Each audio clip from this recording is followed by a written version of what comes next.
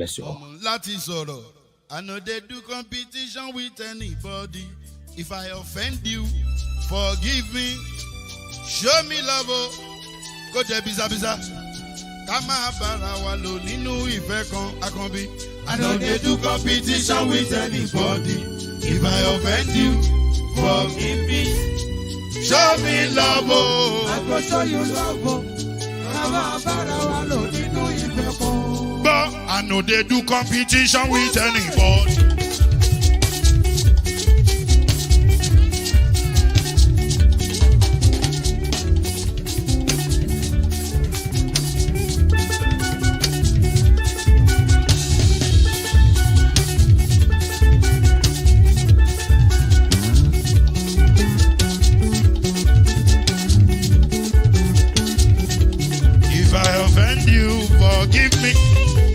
Show me love, oh, I go show you love. Kama bara wa lo nínú ìfẹ́ kan. I know they do competition with anybody. If I offend you, forgive me. Show me love, I go show you love. Kama bara wa lo nínú ìfẹ́ kan.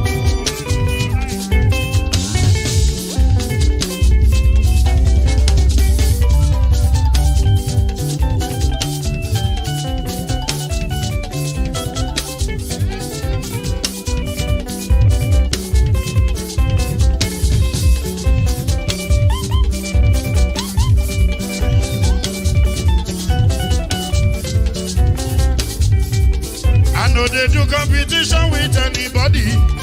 If I offend you, forgive me. Tó bá ti sanwó fún Ṣẹ́gun Nàbí o, ẹ fẹ́ jókù. Alákọ̀bí Ṣẹ́gun Nàbí.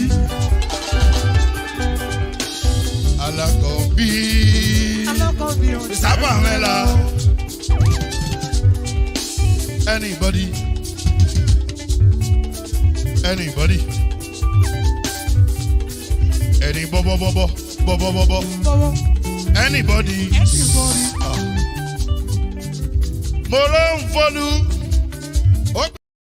All right. Thank you very much, my people. I've done that. Okay, let me quickly, and I put a poll there as well. I just put a poll there. Should I call it a sarcastic poll? The poll goes like, will Peter Obi win 2023 presidential election? Yes or no? We cannot edit it. Remember, YouTube poll, you can't edit it. Now as it come, and so it be.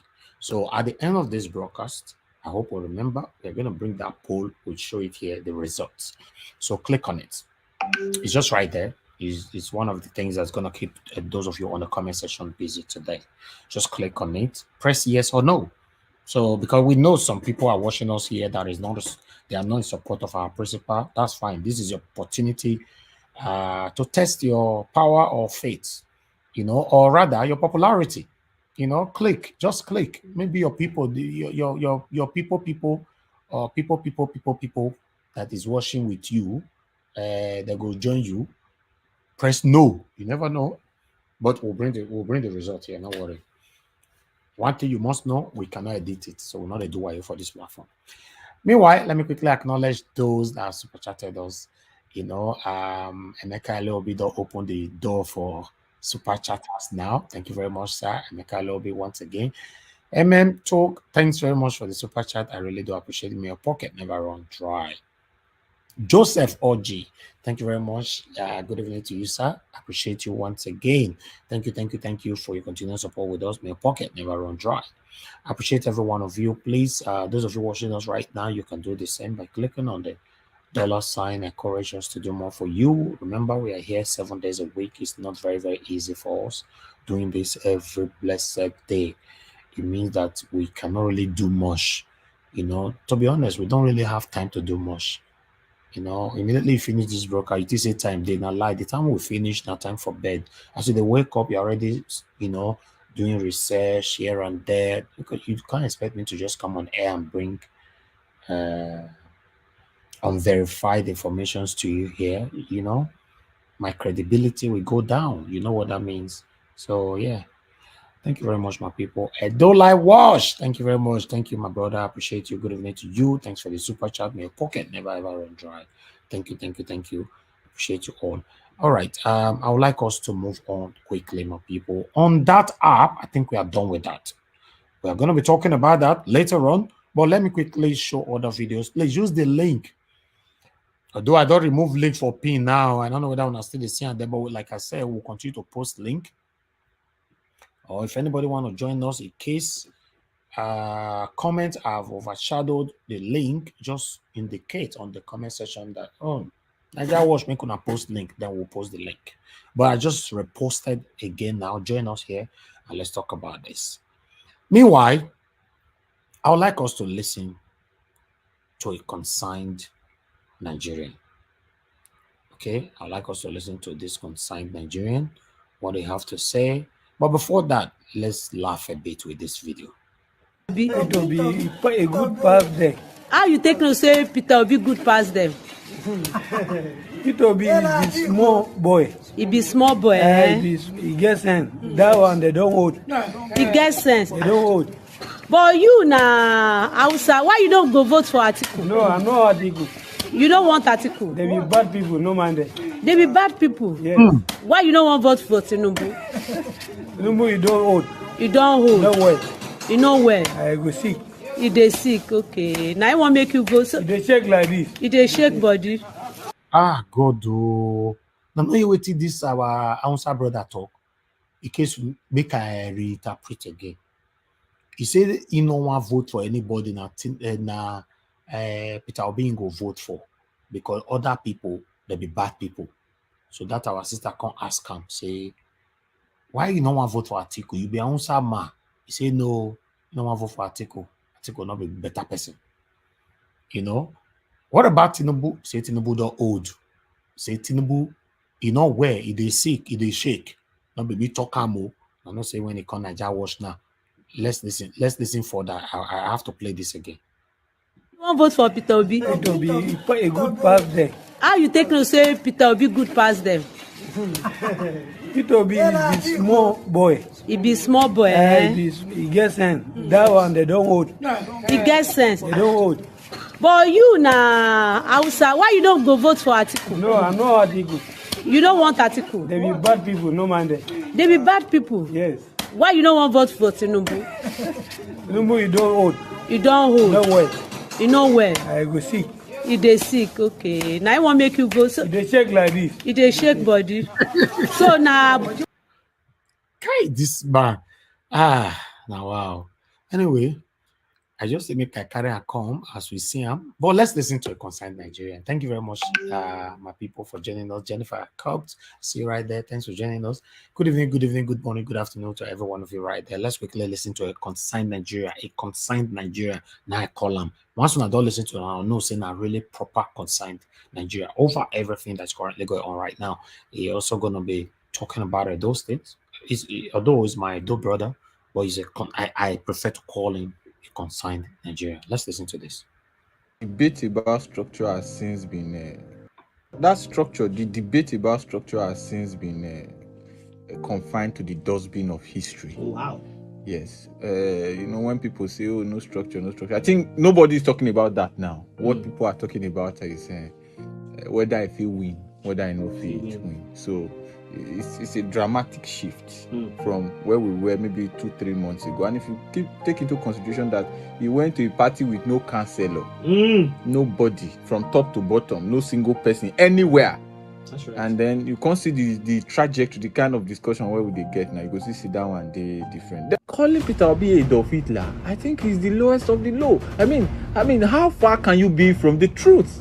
The guy, all his life in private service, when he was in the private sector as MD of a bank, as chairman, National Security and Exchange Commission, then even as a trader in Alaba International Market, in his schooling days, in all the courses he have done, in all the major universities in the world. He has been to many universities in the world, top class A-rated university, Kellogg, Cambridge, Harvard, and then contested elections in Anambra State, won, and was not declared winner, went to court. Adolf Hitler won't go to court. He will raise an insurgency, won in court, was made president. 1 year was made governor. A few years later, he was removed again. He went back to court.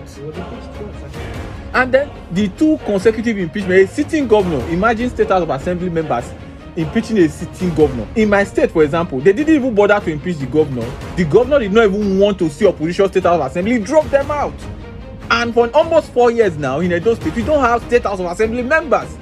I mean, that should be, if you want to revert to Adolf, you should start from there. And that man who is doing that is he is in the APC, now he's in the PDP. He did not even want to see them. He was in the APC before. He was in the APC. In fact, he did all those atrocities, political atrocities when he was in the APC. You know, drove out of 24 members of the State House of Assembly, drove out 16. Kept 10 in his office where they sign everything, budget, and they've signed 2023 budget as we speak. Even you and I don't know what's in the budget. Nebulous term and economic enablers and the rest. Just yesterday, he inaugurated 18 gentlemen, brought them to government house and called them local government liaison officer. Have you heard that? Where is it in our law? I'm coming back. Just so that the people understand who we're talking about. We're talking of Godwin Obaseki from Governor of Edo State, Governor Godwin Obaseki. He inaugurated them and called them local government liaison officer. Where in our constitution? I've read the constitution, it's written in English, not German.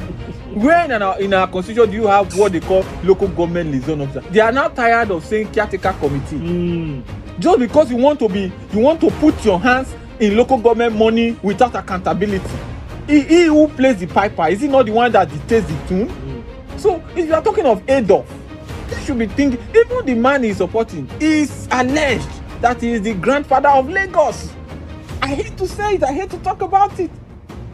All the advertising in Lagos now, opposition don't advertise. You can't do it publicly in all those public billboard and the rest and the last mile. I mean, how Adolf can you be more than that?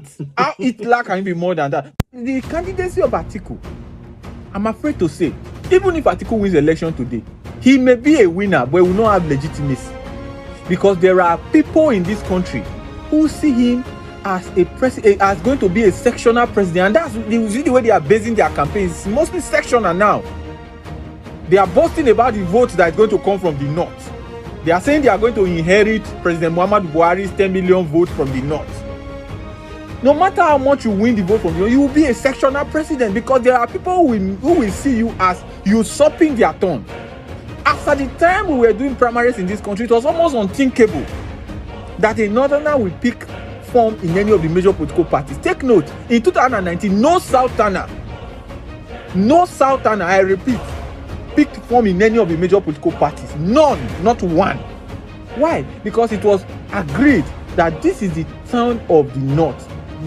President Muhammadu Buhari has done 4 years.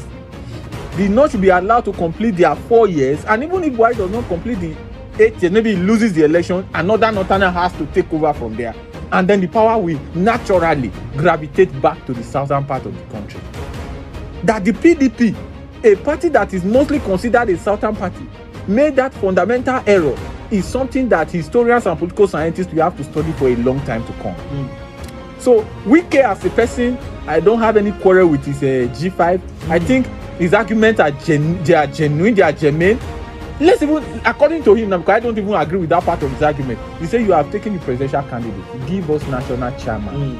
So that when we are discussing issues that bother us on the country, for example, if Atiku wins, the person that we sit down with to discuss formation of government is the national chairman of the party. You mean there will be nobody to speak for the Yorubas, for the Igbos, for the Efiks, for the Ijaws, for the Queries, for the Edos? I'm an Edo man, for example. For the Edos, for the Urhobos. The PDP failed spectacularly as a ruling party.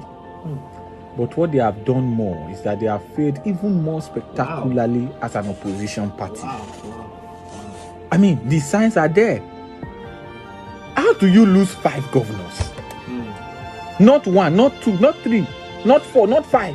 The APC that you are looking at has 22 governors. That's right.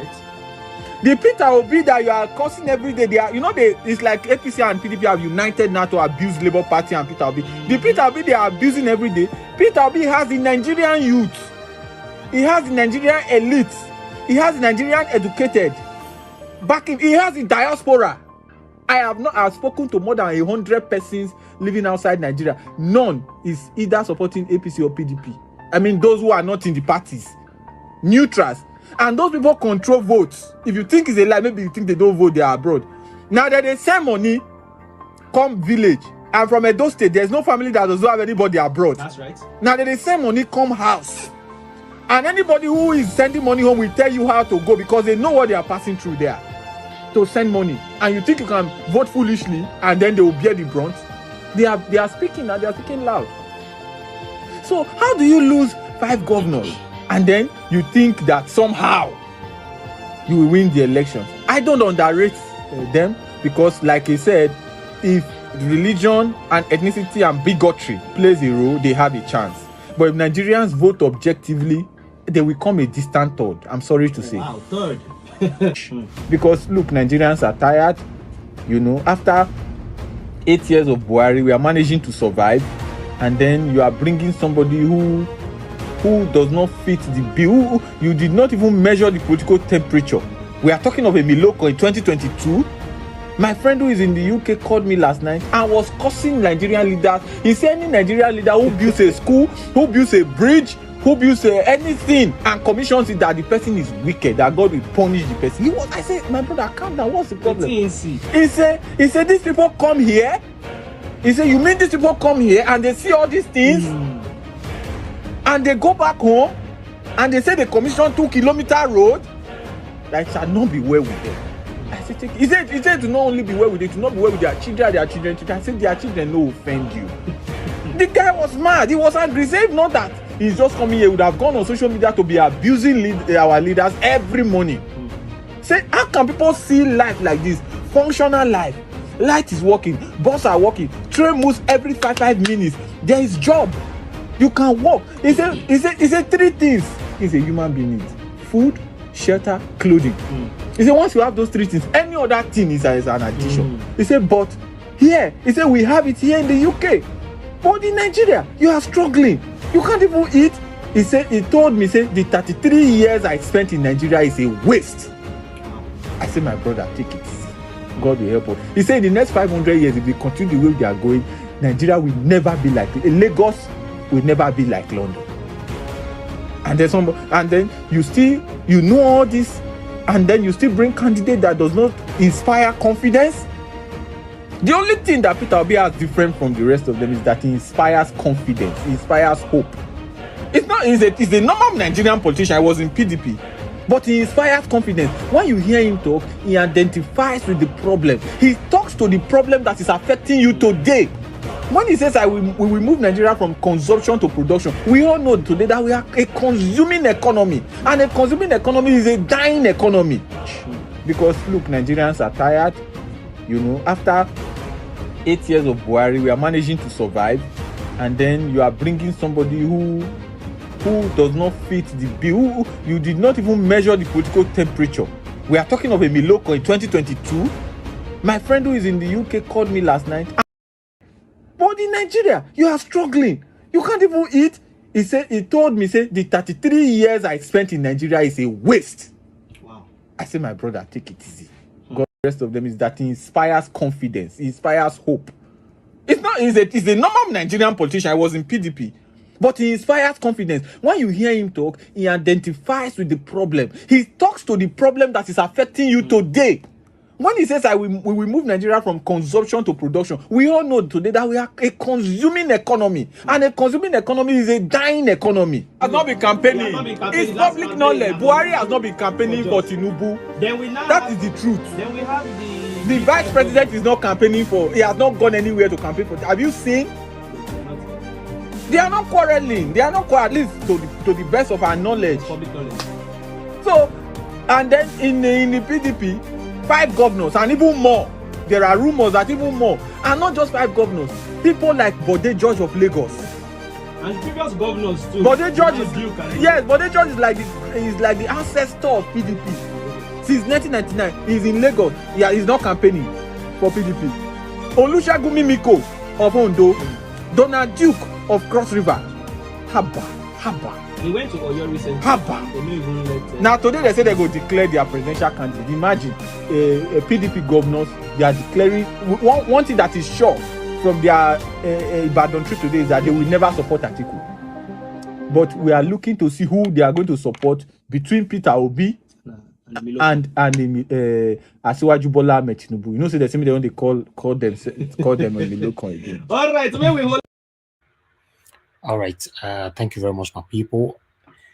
I guess you guys love that video.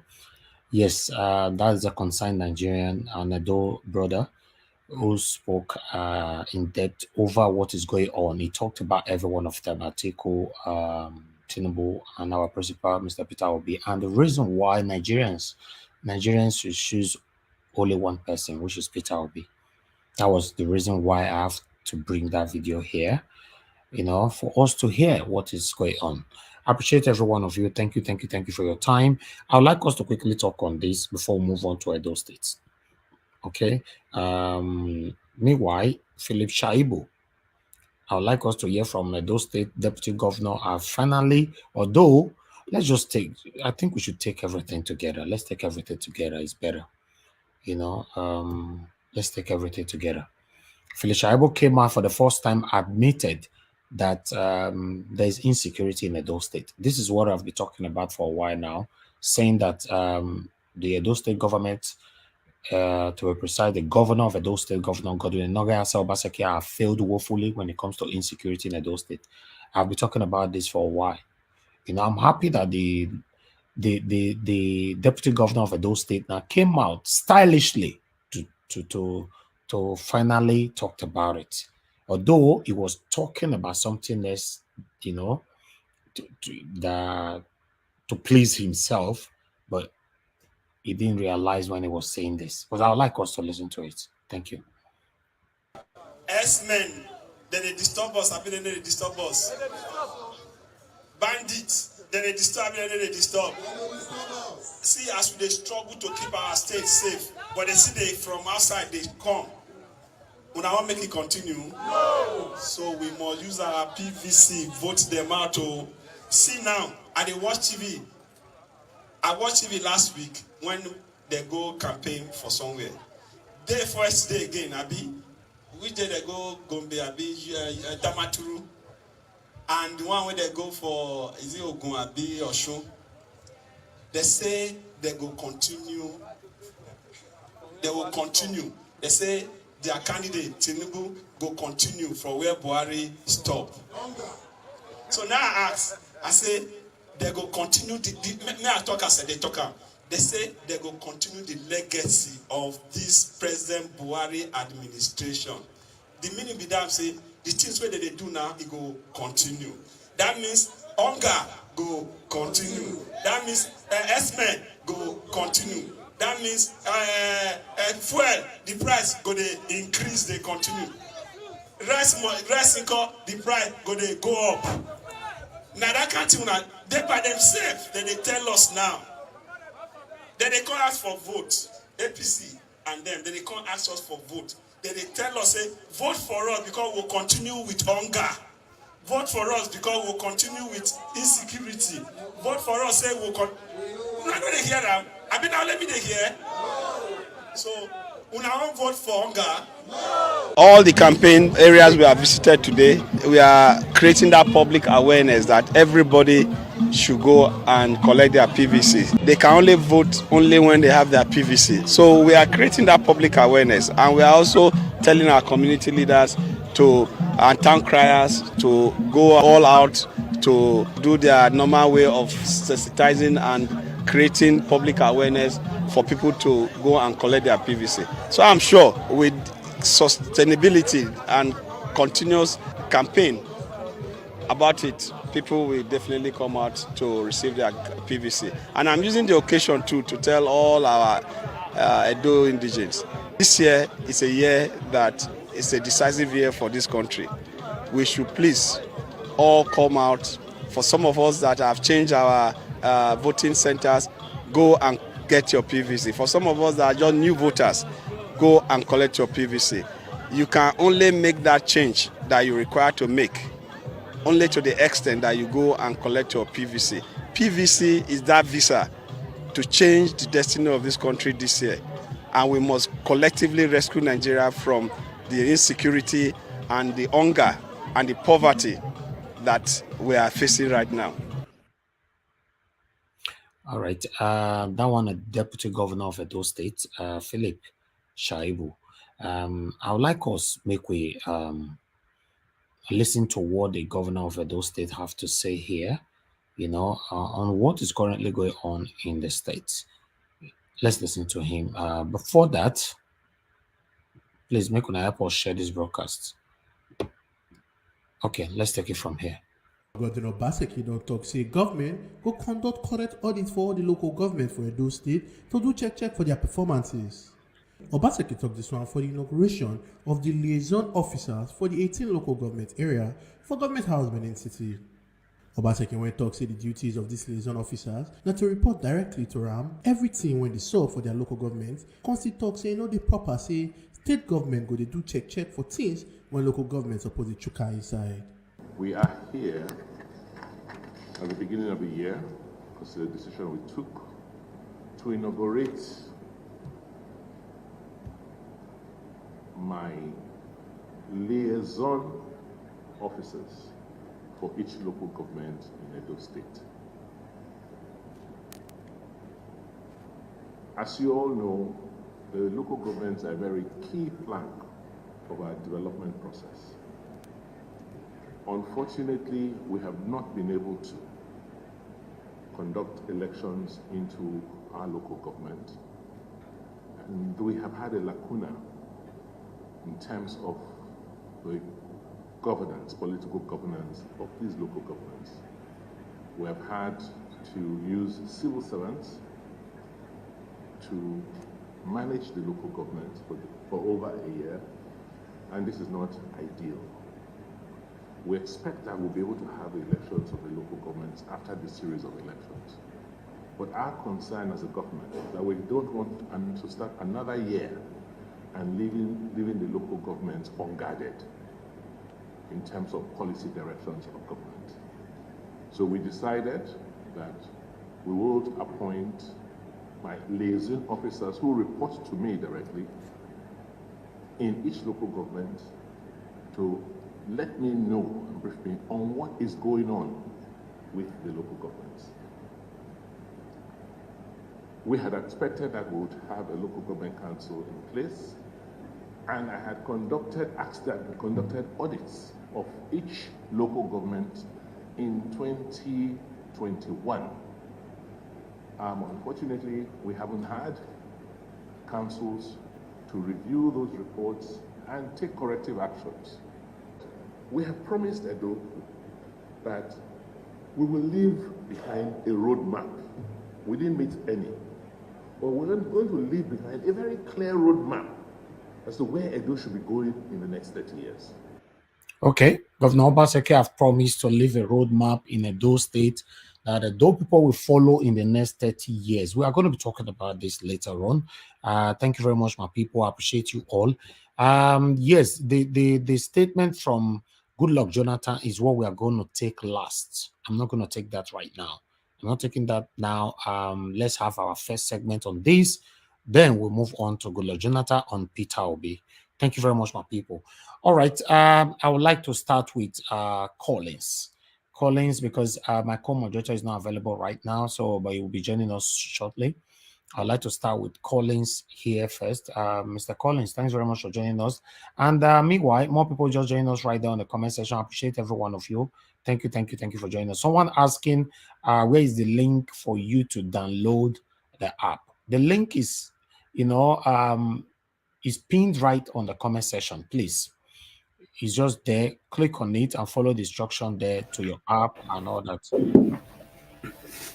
Okay, Mr. Collins, are you available right now? Hello, Mr. Collins, we can't hear you. Hello? Mr. Collins. Yeah, good morning. You can hear me, right? Yeah, I can hear you now. Yeah, you can hear me now, right? Yeah, good evening. Good evening from here. Please, okay. Good morning. to us. Yeah, good morning and happy Sunday. Thank you. Same Yeah. here. First of Saturday all, from I want to thank everyone who is here, and also the app you just shown now. I already done. I have the app on my phone. I have done everything since last, I wonderful. believe 2 days ago, 3 days ago. Yeah. I've done everything, register my word, my everything. So if you can, a lot of people are in that platform. You can see people. Even if you click in your state, you see people in your state, in your local government, in Mm. the Nigeria. That's everything. It's like Twitter space. So the app is very good. It's very good. I encourage everybody to download it. It's very easy. Just download it. They will ask you to register with your email, everything. The process is there. Once you keep doing the whole thing, once you press your state to bring every state in Nigeria, you go to your local government, you bring your local government, you go to your ward, your ward, it will bring it up. Everything is there. So I'm even surprised when I saw my ward there, my voting booth, my polling unit or something like that is there. So everything is okay with that app. I don't want to talk too much. I want to talk concerning the issue concerning that boy. The boy you just played this video, the dog guy. Yeah. I think what that guy said, that guy just analyzed the one thing about P2B election campaign that people don't understand. What P2B have given Nigeria is hope, and that is one thing. Hope. Hope is the thing that Nigerians are yelling for. That hope and faith, and that is what P2B have restored to Nigeria citizens. That is why you see people, crying to get their PVC because people work with hope. With hope, then believe they can be delivered. With hope, then believe that Nigeria can be saved. So without hope, people cannot do anything. So that hope is the strongest thing that P2B have that other people don't have because they're giving Mhm. Nigeria hope. Because you Yes. cannot do anything if you cannot achieve anything if you don't have hope. If you don't believe, you can't. Whatever thing you want to achieve in this life, if you don't believe it, if you don't have hope of achieving it, trust me, you are not going anywhere. You keep circling yourself. So, giving Nigeria hope, I think that is the bedrock of P2B election campaign. That is the bedrock. So that boy really explained everything perfectly well. Like people I keep telling people here, let them keep talking about the vote will come from north. People think that people in the north are very stupid people. The northern people, they have wise people there, they have educated people there. They are going to vote for P2B. Trust me, P2B will get a lot of vote. And it surprise people the number of vote P2B is going to get. Look at what happened in Akure today. A lot of people surprised at what happened in Akure today. Nobody expected that such crowd will come out for P2B in Akure today. That alone, if you are still doubting P2B movement, use what happened in Akure today and give yourself hope that this thing is coming to reality because it's going to happen. Nothing is going to change P2B and what Nigeria is yelling for. P2B is going to win this election. Whatever, like let the PDP and the APC keep bringing all. Even when I saw people posting video, people are not coming to collect their PVC. They are trying to make you to degrade your morale. Those people are sharing those things are not even the people are collecting their PV. People are going to collect their PVC every day. But when they come and they try to post all these videos so that they can make you so your spirit will not go down. No, people are collecting PVC. We know even at the end of the day, we are not everybody is going to collect this PVC. We know that one. But the percentage of people that is going to vote, the percentage of people that already collected can make a difference in every way. The percentage people that have collected this PVC and people are still collecting. Trust me, before election, the percentage of people that have collected PVC is going to make a change in Nigeria. Is going to make a change. We know that at the end of the day, even if you carry that PVC, give everybody, not everybody will come out and vote. But trust me, the percentage, that is what we are asking for. The percentage of people that will come out to vote this election is going to make a change. It's not going to be like the last one. It's going to make a change. A lot of people have collected their PVC and they still collected. And Nigerians are still there collecting their PVC. So I give kudos to them. I give credit to them because upon in that situation, Nigerians are still finding a way to collect their PVC. This is the first time in Nigeria history. The only thing people are coming out to collect their PVC. People are telling you that they are going to vote. When people collect, they screenshot it and tell you that I have collected my PVC. Who we have done no, but that such a thing haven't happened in Nigeria before. But this is the first time. So for me, what P2B is doing is hope. And it's bringing, like I said before, P2B are giving people hope, faith, and also make people to believe in Nigeria again. That is the most important thing that this election have done. Turn people's mind. There are a lot of people that have lost hope in Nigeria. People have lost belief in Nigeria. But P2B have to make them, recreate their mind again, make them to believe in that country, because you have to believe in a country that you want to serve. So if you don't believe in a country that you want to serve, tell me how you're going to serve the country. You have to believe in that country first. So, and P2B have restored that to Nigeria citizens, to Nigeria youth. That is why you see people want to make a change. People are hunger to make that change. So I think that is the most thing that is going to happen in this election. So I have to get back to the panel so next person can talk. So I just want to encourage what that Benin man said. Thank I you. really appreciate that video so much. I God really bless you. appreciate that video because he just analyzed how things is. Thank you so much. Thank you. And good night. I have to go to church because you're already getting early. So thank you. I have to go now. Okay. That's fine. Thank you, sir. Thank you. Okay, then. Yeah. Bye. Yeah. All right. Thank you very much, my people. I appreciate you all. I would like us to hear from Samota Bright. Samota Bright, good evening to you. Thanks for joining us. Please talk to us. Good evening, Mr. Nanga. Thank Good you very much. evening, everybody on the panel, on the comment section, and my fellow panelists. I want to talk, about the situation we find ourselves in Nigeria around these political issues. I've been following most of your debates. I myself, as an obedient person, there are some things I have been wanting to speak about. You see, in life, sometimes we shouldn't look always at the advantages of things. Sometimes when you have something, you have to look at it both ways. You look at the advantage and the disadvantage. Sometimes what if it doesn't turn out the way you want it to be? What do you do? Sometimes we should not just focus on the positive side of I've gotten it. There should be a kind of a backup system option to pursue your course. Because if you don't have a backup system and you fail, then you cannot retreat to gather yourself up. Okay, so what are you trying? What are you saying? What I'm trying to say is, you see, the political system in Nigeria is so corrupt. The people are tired and they want to change.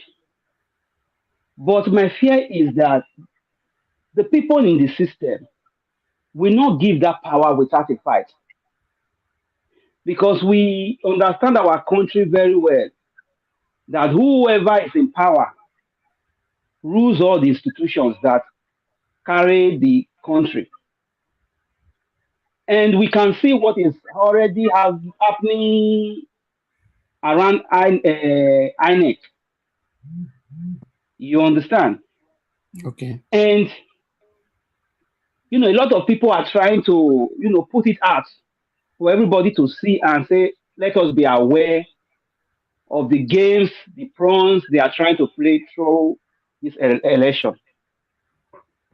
I will want us to have that, how will I say it now? That readiness of we fighting, or even if to the extent of dying for your country. Because we that live in diaspora, most of all these things we are enjoying today, in each country we find ourselves, if you go back to their history, you will see that whatever we are enjoying here today, these people didn't get it on a platform of gold. They fought for it. Some people died for them to get this environment that we live today. So if we think we can get this thing cheap, maybe if we just vote these people will just give it to us like that.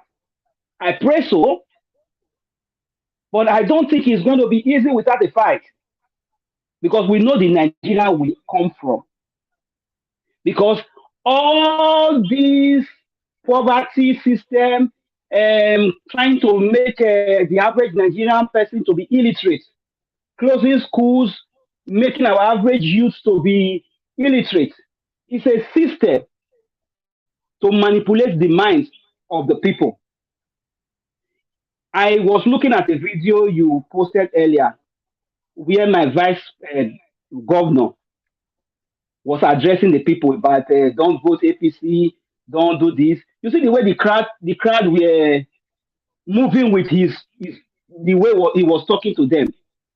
But if those people were eloquent, most of them, they were, people that were more literate. Those kind of words will not be able to convince those people. Because whatever he was saying there, to somebody who knows what they want in their society, that one does not even hold water. But because the people around him have been put into poverty, many of them cannot go to school, their mind is already off the table. So whatever you give to them, they take.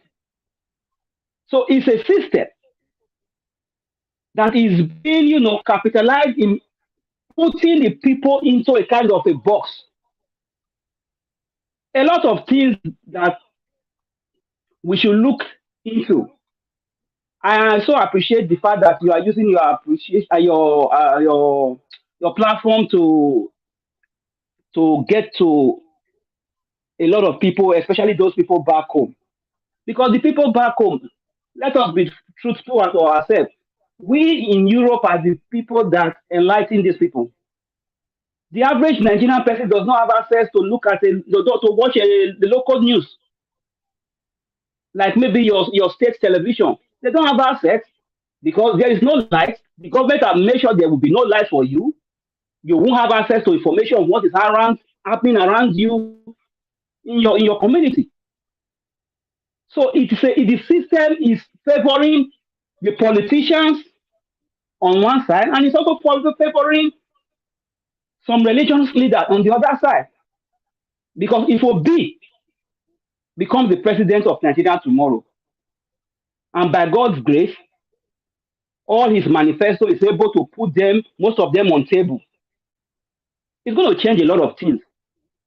Because you will see many people who even go to church Monday, Tuesday, Wednesday, Thursday, trying to ask God to change their life. They won't have time to go to church away if the system is good. Just the way we find ourselves in Europe. You will not be going to crying and asking God to save you, to rescue you. So these things are going to affect a lot of people that have those advantage of having people under their canopy to manipulate. So these people will not just let the system end like that without a fight. So we shouldn't look at it as a one-way ticket. Okay. So that is my contribution. So I just want us to reason and look at it from that is my own view.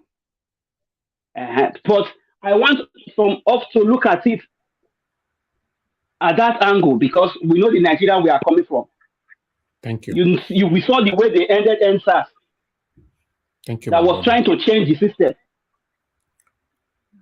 Okay. You understand? So thank you. Thank you so much. Thank you for thank you so much.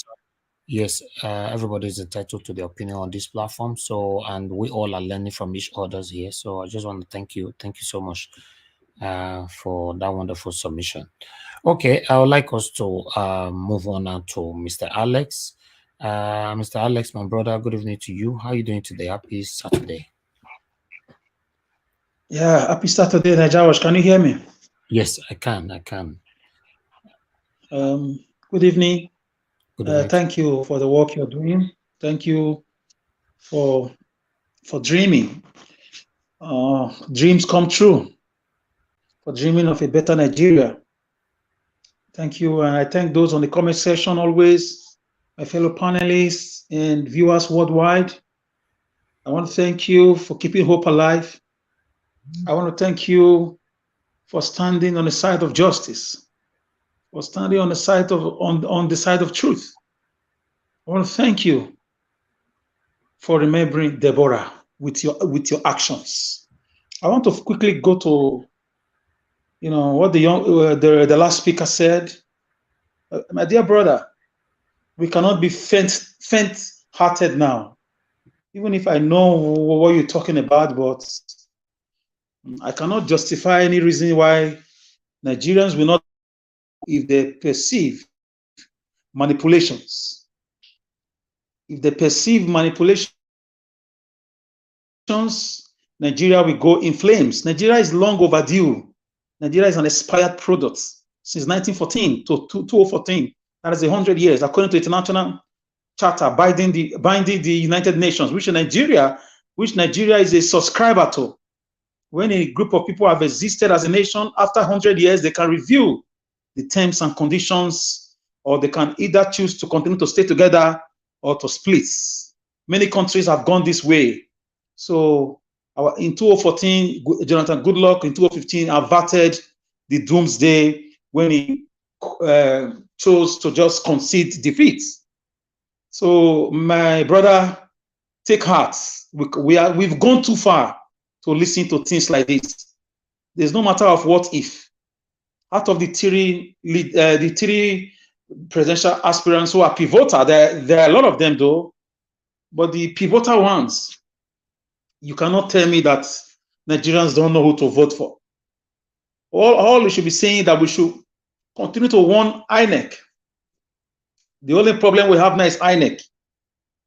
We will continue to warn them and tell them of the dangers of trying to rig the elections. Because the fireworks, should anything go wrong, the fireworks will start from INEC office or INEC staff.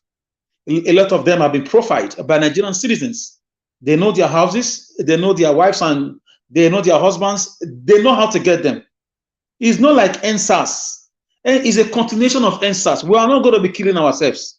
We know who and who we should go after. So, my brother, last 7 years has taught us a lesson not to have a plan B. Last 7 years has made us know that this is the end of the road for wickedness. Last 7 years, where a bag of rice was 12,000 naira is now almost 60,000 naira. Last 7 years, ASU strike kept our students, over 2.8 million students were just shut off at home. The killings of people nationwide, the kidnapping nationwide, the brain drain. Why people like you, I don't know if you're abroad, are all left abroad because of the way last 7 years have been so, so bad, so terrible, so horrible. So we cannot afford another 4 years this time. You may think these guys have power. No, they don't have power anymore. The power in the people are more than the people in power. People are tired. Do not joke with a man who does not have a future, or who think he does not have a future. Do not joke with a man who has nothing to live for. He's ready to hug the transformer. He's ready to hug the so-called armor tank. So you spoke about NSAS. It's different. NSAS, people were shot because they were singing national anthem, they were demanding for a better government, and they had the flag in their hand. Now we have learned our lesson. We will not come with flags anymore. We'll come and vote peacefully, but should anything trigger the anger, trust me, the doomsday we've all postponed is going to be very, very happening before our eyes. So my brother, don't worry. I know your concern. We've gone past that one. We've gone too far. We are just at the gate of history. Either the gate of a new Nigeria or the gate of destruction. And then everybody will be consumed. Trust me. Our youth have no joy. You saw how somebody lied down at the place where they are picking PVCs. That guy said, we die here. That's just a sample of what the whole nation, the youth of the Nigerian nation are feeling, both in Nigeria here and those in diaspora. So you should have been saying these things about 7-8 years ago.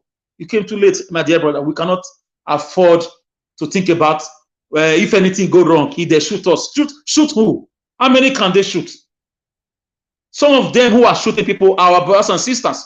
We have men and women in uniform too. So they are not stupid. A lot of policemen are not happy. A lot of uniform men are not happy. A lot of them are on drugs, not because they like to take drugs or they like to drink, because of the frustration of the system. They are not well taken care of. They are not allowed to go for training. They are not well, their take-home pay is nothing. There is no, that's not how you treat uniform men and women. I'm not excusing the way they behave, but I'm just telling you from up to down, the system is bad. So they cannot think of Rigi anymore. They cannot think of any other way. If they conduct election today, free and fair, Obi will win landslide. We all know. What has Tinubu to compare with? Is it his name that is not real? Or is it his drug charges hanging in America? Whether he cleared himself or not, I don't know. Or is it the way he converted Lagos to his family and himself? What has Atiku to compare with? Tinubu still has to answer also to the NSAS killings. Who gave that order? What has Tinubu be doing? What did he do when Deborah was killed? When Abuja prison was destroyed, Tinubu produced his government, according to him. He didn't say anything. When Abuja Kaduna train was kidnapped, what did Tinubu do? When Edo train, people were kidnapped, 32 people. What did Tinubu do? Because he produced this government. So, my dear brothers and sisters, we've gone too far. We are just waiting for them with our PVCs. We will tell them who owns the land this time. Don't be surprised. You will see everything we are telling you here. Atiku has nothing to compare with. Wike and the G5 governor has destroyed him because he cannot unify them. And he says he's a unifier. He's just the opposite of what he says. He goes to Dubai every 4 years and uses Nigeria as a political tourist area. Our dear brother, is he leftist or somebody make analysis that he surrendered the Bakassi Peninsula to the Cameroon people, where he came from. Who does that? That land belongs to us in the Calabar area of the country. It's a rich area with crude oil. He gave it to the Cameroonians because of the agreement they signed in 1967 during the Biafran War, as they asked them to block the food supply to the Biafrans through that area. But that's not a yardstick to just surrender a landmass like that. So Atiku is a betrayer. He's not even a Nigerian, to be honest. Although that is story for next time. So, brother, all odds are against them. Atiku was a vice president. Atiku was a boss of Port Authority. How did he affect the life of common Nigerians? He lied to us that he became a billionaire when he sold 5 cars and became rich through doing kabu from Lagos to Sebe border. I don't know how that add up. I don't know. So Atiku for me is a criminal. He privatized nearly everything. Obasanjo said in his book that is the money Atiku stole is enough to feed 400 million Nigerians for 300 years, or 300 million Nigerians for 400 years. That is, he is the greatest mistake he made, choosing him as a running mate. So let me come to. Okay, let me just round up with that one. Why are you seeing the burning, the agitations from APC and PDP? If it is before when they know they will win, they will keep decorum. They will keep tranquility. They'll make sure everybody is at peace. But now, because they know they are not at peace, they know there is no shalom in their camp. That's why they are doing everything they are doing. You see them trying to use INEC to withhold people's PVC, discouraging the young people, lying to them that the PVCs are not ready. So let me come to Edo State deputy governor. The dummies that were produced in Edo State, the bunch of thieves. I told you, whenever we want to discuss the activities of the atrocities of Obaseki and his highway robber gang in government house in Edo State.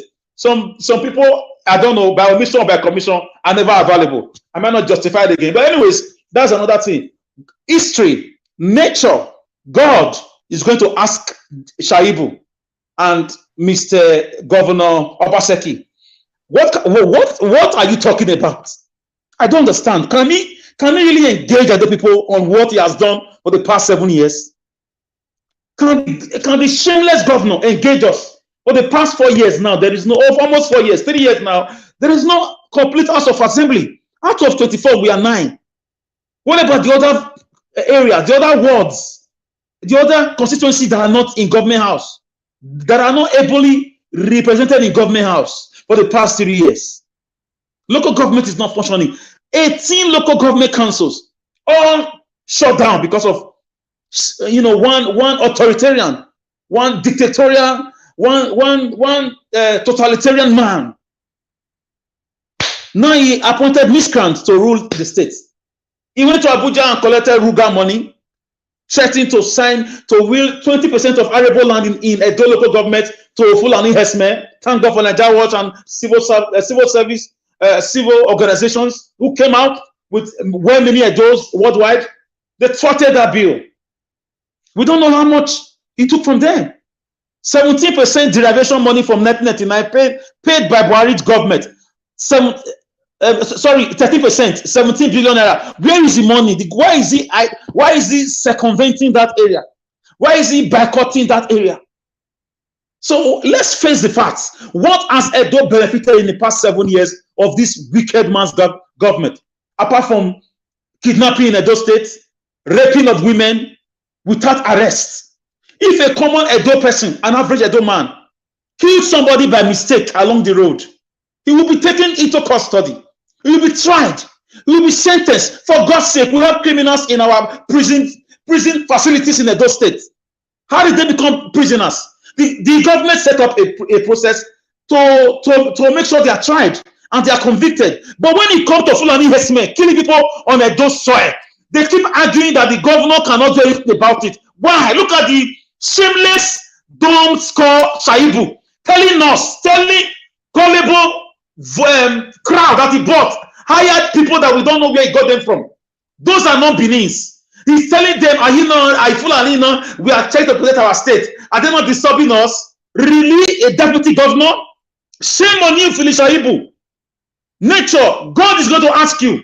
The blood of the Edos that you and the government have used for your trading, they are going to cry against you and your generation forever. How can a learned person be telling us, common Edo people, are Fulani not coming to disturb us?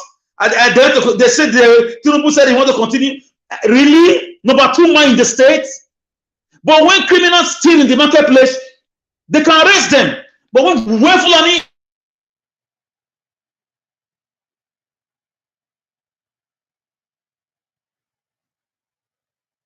All right, we lost Alex there. Alex, we can't hear you anymore. We lost him. Alex, we can't hear you at all. Okay, I think he's going to join us back. Before that, let me quickly appreciate Charles Ezedoven. Thank you very much for the super chat. Thank you very much, sir. May God bless you. Thank you, thank you, thank you. I appreciate every one of you right there. Please help us to share this broadcast and like as well, please. We're talking about the things that's affecting us, things that is affecting you and I. Mr. CM, good evening to you, sir. Thanks for joining us. Okay. Thank you, Mr. CM. You wanted to say something quickly? Okay. Yeah, thank you. Good evening, Niger Watch. Thank you, sir. I'll come back to you. Let Alice finish. Okay, Alice, talk to us. I guess you can talk right now. We lost you earlier on. Can you hear me, Alice? Oh, Alice, you're having a network problem right there. We can't hear you at all. We can't hear you. If you can hear me, sort that out and come back. Pete Pat is already saying that we need Alex back. Yes, he will be back. He's facing some network situation right now. Alex, try and come back again. I think that will be better. Mr. CM, thanks for joining us. How are you doing today, sir? Happy weekend to you. Oh yeah, I'm not doing bad. Happy weekend to everybody. I'm just joining, and I think good luck, Jonathan. I missed the I watched briefly the video of one chap, sort of comparing, was reacting to Fani Kayode's description of P2B as a Adolf Hitler. Yes, exactly. Well, yes. Ordinarily, I think the person speaking. And we have another video here, a 1-minute video. Let me quickly play this again in case you missed that. Vote for Peter Obi. It will be a good path there. You want vote for Peter Obi? It will be a good path there. How you take no say Peter Obi good pass them? Peter Obi is the small boy. He be small boy. He gets sense. That one they don't hold. He gets sense. They don't hold. But you na Hausa, why you don't go vote for Atiku? No, I'm not Atiku. You don't want Atiku? They be bad people, no man there. They be bad people. Yes. Why you don't want vote for Tinubu? Tinubu, you don't hold. You don't hold. No way. You know where? I go sick. You dey sick, okay. Now I want make you go. So they shake like this. You dey shake body. So now. All right. Okay. Mr. CM, please talk to us. Yeah. This video you played now and similar ones like that is just evidence to debunk some of this age-old insinuation that maybe P2B cannot be accepted, the P2B should go to the north, P2B is just go to the north, that is where the vote is, you can't convince them, then the north does not even know the name Peter, nobody knows him, all these things. But they've forgotten that the people in the north are suffering more than the people in the south. The northern people, an average northern person, the Talakawas they call them, they've accepted Buhari as the Alpha and Omega, who listens to them, who knows their suffering. But they're surprised that when Buhari came in with all the massive vote, they were even suffering under Buhari than they suffered under Obasanjo or they suffered under Goodluck Jonathan. So to them, they've seen that it is not necessarily where you come from that matter, but what you could do. After all, Buhari is their own. And then look at the insecurity under which they are living, look at the climate of fear, look at the cost of living to them, and everything like that. So they've seen P2B as a man who, first, he's quite clean. In terms of personal scandal, he has got nothing. There's nothing you can pin to him as being that will tarnish his name and the image. No, he's doing all these things. They've seen in him as a man that they should be giving they should give the chance. And moreover, the running mate to P2B, Yusuf Dati Baba Ahmed, like he said in one of his interviews, say he has gone to the north to go and remove all those obstacles, APC, all the lies Atiku and Tinubu were placing on the way, so that when the northern people see Tinubu, they won't, see P2B, they will reject him.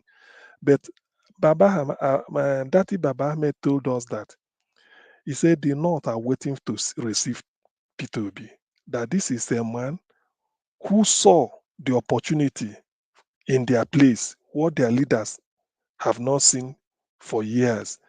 He is telling them that, look, you don't need to go out, be in your village. We revive agriculture in the North such that you, the farmer, you will get money without looking for oil.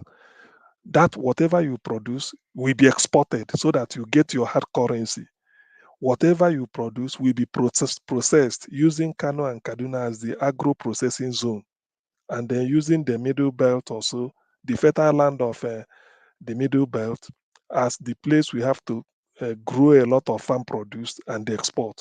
So there will be industry revival. That's why P2B is also promising to open up the seaports, because that will be the center of business. We should be, when you move from consumption to production, it means you have to produce something, and whatever you produce, you export. And when you export, you get money. Then the government reserve will come up, and when the government reserve comes up, it means that the exchange rate will drastically fall. So the economics, people are buying into it. So people like Fani Kayode saying what they are saying, Fani Kayode, let us remember, his business booms every 4 years. So this is his season. It's like somebody selling articles of merchandise during Christmas period in the hope that a lot of people will patronize him. So what Fani Kayode is doing is selling his wares. This is what he's good at. Whatever he says now, if you give, after the election next year, if you confront him with those ones, he will deny. Not that he didn't write there. He said he doesn't mind. Say, I said it, it's already there. He will be saying another thing. Imagine what Fani Kayode said about Tinubu. Not just not just during interviews, but he put them in writing. Most of the secrets or something about Tinubu known to us now was because Fani Kayode said so. So what is he trying to say? I remember Fani Kayode when he said that he will never go back to APC over his dead body. Now he has gone back to APC. But however, let us also understand that Why Fani Kayode is playing the type of politics or taking the stand he's taking is because probably they promise in Tinubu that if he helps to get him elected, he will make sure that EFCC will quash or sort of will set aside the idea that he couldn't account for 7 billion naira aviation intervention fund that was made available to his ministry when he was Minister of Aviation. So there are a lot of things at stake for him. He's fighting for his dear life. And let me also add this. The moment EFCC serves a letter now that Fani Kayode should come to court and answer for his charges, all he will hear his lawyer say is that he is sick, he cannot stand the trial. Then he will suddenly become sick. So what he's saying, I don't really think what Fani Kayode is inconsequential. This is a man that, I don't know, whenever he's under the influence of drug, he will say anything that he may not even remember. He will write anything and castigate and insult anybody in the hope that it will earn him some mileage in the eyes of the public. But it won't. So he's talking about P2B is inconsequential. I mean, it makes no meaning. Talking about what is he going to say about P2B? Peter is the person that Nigerians are waiting for, indeed, the world. They know, like what he read in the Times, is it Time newspaper? So he was saying they captioned it, P2B is the man that will clean up Nigeria. You know what it means to clean up Nigeria, a country that is the poverty capital of the world, that is virtually on its knees and is sinking by the day. So P2B has got a lot of job to do. Therefore, Fani Kayode putting some words, trying to smear him with any allegation or trying to say something, it's just that he must have to earn his pay anyway, like some people come here to do. So that to me, I don't lose sleep as long as it's Fani Kayode that is saying it. Sometimes the messenger is more important than the message he want to deliver. So Fani Kayode is not credible. Yeah, nobody takes him serious anyway. No matter how he talks, he's just somebody, keep rattling. He just reeling out and then banding words around and the figures, which he can't defend. His past is enough for us to use to judge what he's doing and then even predict him in the future. Like I've said here one time, please, I wouldn't like Labour Party to admit him, because eventually he will end up in Labour. I know when P2B wins now, he can't afford to be by the side. He will find a way to come into Labour and tell you that what he saw in APC, that I left APC because of this or that, is a lie. Then he want to come into Labour. So let Labour Party know that under whatever guise, they should never allow Fani Kayode to join the Labour Party, even now or in the future. You don't need him. He's not a character to talk about. Then on the issue of, I think I listened to Governor Obaseki, what he was saying. I think if whatever assurance he's saying is too little, too late, I had expected that. Sometimes I wonder, because there are certain things I may not know. Is Obaseki, what is he really, what is he gaining from, what did he do?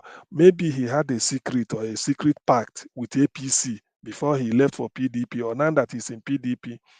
Somebody who should be in the defense of his people. Then there's a kidnapping of people at the recent incident. Why is he not speaking so boldly? Why is he not being so courageous to condemn it and even threaten what should be done? Because I know something like this gives the likes of Wike an opportunity to show their mettle. But this of Obaseki, I don't know. And you're already on your second term. It's not that you are going to contest any election, so you owe nobody any allegiance or secret deal alliance again. All you need to do is get to your feet, address the people of Edo, the people that gave you the mandate, reassure them of their safety, and then swiftly you move. You don't have to wait for federal government. You move. Commission your own intelligence team. They must fish out these people, rescue them, and then reach out to their family. Even make sure that the thing continues and it never happens. Get the killer. In fact, use whatever means possible, because in the end, you are the chief security officer of your state. And moreover, Edo is such a state that I don't think it's on the front line of the war against these insurgents, unlike what you see in the middle belt. But now that it has come to this level, Baseki should change tact. He should buckle and then do something. What Philip Schreiber is still talking about, PDP, APC did this, APC did that. No, you have a better agenda to pursue. This is enough for Obaseki to take a leave, or Philip Schreiber to take a leave from PDP campaign and then concentrate on addressing the people of Edo and reassuring them that such thing will not happen, that this is a misnomer. Anything short of that, that is from my own vintage observation. I don't think he has done enough. I really do. He hasn't. Rather, it's disappointing to people, so of that look upon him, seeing that the people love you, showed you love. APC treated you badly. You went to PDP, and they said, "Look, so far, in fact, if you're not even PDP, if he had gone to any other party, because of the sympathy of the people, they would have still returned him." So this is now time to pay back. Pay them back in whatever form. You shouldn't be even. You don't need to, as it is. You look upon yourself as you are partyless. You do the right thing and then follow the people. So far, it hasn't been so good from my own judgment. He needs to do more, and he needs to do more fast and quick before the election comes. I need to reassure the people that the Fulani will not have a foothold in Edo State, because trying to come and challenge your authority doing this kidnapping, in which you know that it won't happen. I mean, is the very, very, very, very. I mean, very much a challenge to your authority. You should not allow things to escalate like this. We expected that since then you should have come up with something of your own as the chief security officer of the state, telling the people this is where you are headed and then this is what you want them to do. Reassure the people, the business community, the local economy there, that things are being done, and not for you to just feel that you have to wait for order from Abuja for you to do something, or even to put some initiatives into motion. So that is, to that extent, that's what I'm going to see. I'm going to say about that. The statesmen can never take over any space. You don't allow that at all. You must show that you are in charge. At most, people will be saying that you are going over the ball, you are challenging the authority of the federal government, but then you have lives to protect. So on this basis, I can't excuse him or give him a pat him on the back that he's trying. He hasn't. He's failing his people, and he should rather wake up from his slumber and do something before it is too late. Now, the topic again about Goodluck Jonathan rain praises on P2B. Well, yes, at least he's a former president, coupled with Obasanjo's endorsement is quite in order. Then Edwin Clark has said his own, Nayo Adebanjo has said this, and a lot of people. The thing is, P2B's candidacy is gaining momentum by the second. Next month there will be an election. To me, it's a done deal. Although some people may say you've not passed until you are told that you've passed. But I see, if barring any unforeseen shenanigan from INEC, I don't see why P2B should not win landslide in the first ballot. I'm not entertaining the option of a runoff or maybe a second ballot, or there will be no, I don't entertain that at all. All this fantastic lie that Tinubu get northwest, Tinubu get northeast, all those things won't work. It won't work because people are suffering, and the level of suffering in the north is even much more than the level of suffering in the south. And moreover, the people in the north, they've seen that, look, our people have failed us. So that's enough to turn the table in favor of P2B, like we've seen, and all evidence are pointing in that direction. Nobody, PDP is virtually not in the race, despite the fact that they are making noise up and down. APC, you see now with their record, they can campaign. I don't think anybody will listen to them with all this rubbish that is happening in the country. It's impossible. Even then, the candidate they are bringing out, Tinubu, is not stable. He's health-wise, he's questionable. He's sick, terminally ill. Then everywhere is shaking, like they say. The speeches are uncoordinated. That is for people to know. So I do not really see why people should make the mistake when you have a refined candidate like P2B. So let me yield here for others to come in. We continue. Thank you. Thank you, sir. Thank you. I would like Mr. Alex to finish what he was trying to say. Thank you, Mr. Okay. Okay, Alex Alex, is back. are you available now? Yes, can you hear me? Yeah, we can hear you now. Go ahead. Yes, I was just trying to say that we don't have insecurity in Edo State. It's the governor and the deputy governor selling Edo State to Fulani killer herdsmen. Can you hear me? Yes, can you hear me, guys? Yes. Go ahead. Yes. Can you hear me? Yes. Oh my God. Yes. No, I can. Okay, so Philip Shaibu should be ashamed of himself. I know they are trying to attack my network now. They don't want me to talk, but it's okay. What we are seeing in Edo State is as a result of the business agreement. Somebody has to fulfill is part of the agreement. And it's so shameful that in Edo State we cannot produce people who can stand their feet on the ground, stamp their feet on the ground and say, no, we are Edo people. We don't care what happens. We damn the consequences. We want to protect our people. Our women have been raped almost on a daily basis in farmlands. Villages have been taken over. Our brothers and our fathers, our grandfathers have been murdered, beheaded, and sometimes shown on social media. But we have a governor that have not said anything about it because of the political higi-haga going on right now. The guy he cannot but speak up. Normally he speaks when it has to do with money, IGRO and budgeting. So shame on you, Philip Shaibu and governor and the governor Obaseki, because you could not protect your people. You could not fulfill your promise to them. You lied to them. You collected their votes from them. You took the oath of office not to come and complain to us that power police is in the hand of federal government. That is a fallacious argument. Always poo-pooed to the citizenry, just to take in hook, line, and sinker without, asking questions. They just think we are daft and we are dummies, or we are not zombies. We are smart people. How come the same police that is not in the hand of the state government is being paraded by the state government to demolish houses? It's being stationed on traffic lights to arrest people who are beating traffic and embarrassing people who are not even beating traffic. So there are questions left to be answered. Obaseki has failed us in the past 7 years, if not the past 4 years. It has been a disgrace. There was one certain 30% derivation money Wike spoke about that the Niger Delta state governors all received. Nearly all the governors later came out to say how they spent theirs. Till today, our governor has not said anything about it. And we are hearing from speculations that Edo State is owing for over 35 billion naira name, allegedly. The government does not deem it fit to address Edo people on that. I've never seen an executive governor who will borrow money and not intimate the citizens. Not even one line of statement about it for the past 3 to 6 years. And when we talk, they say we talk too much.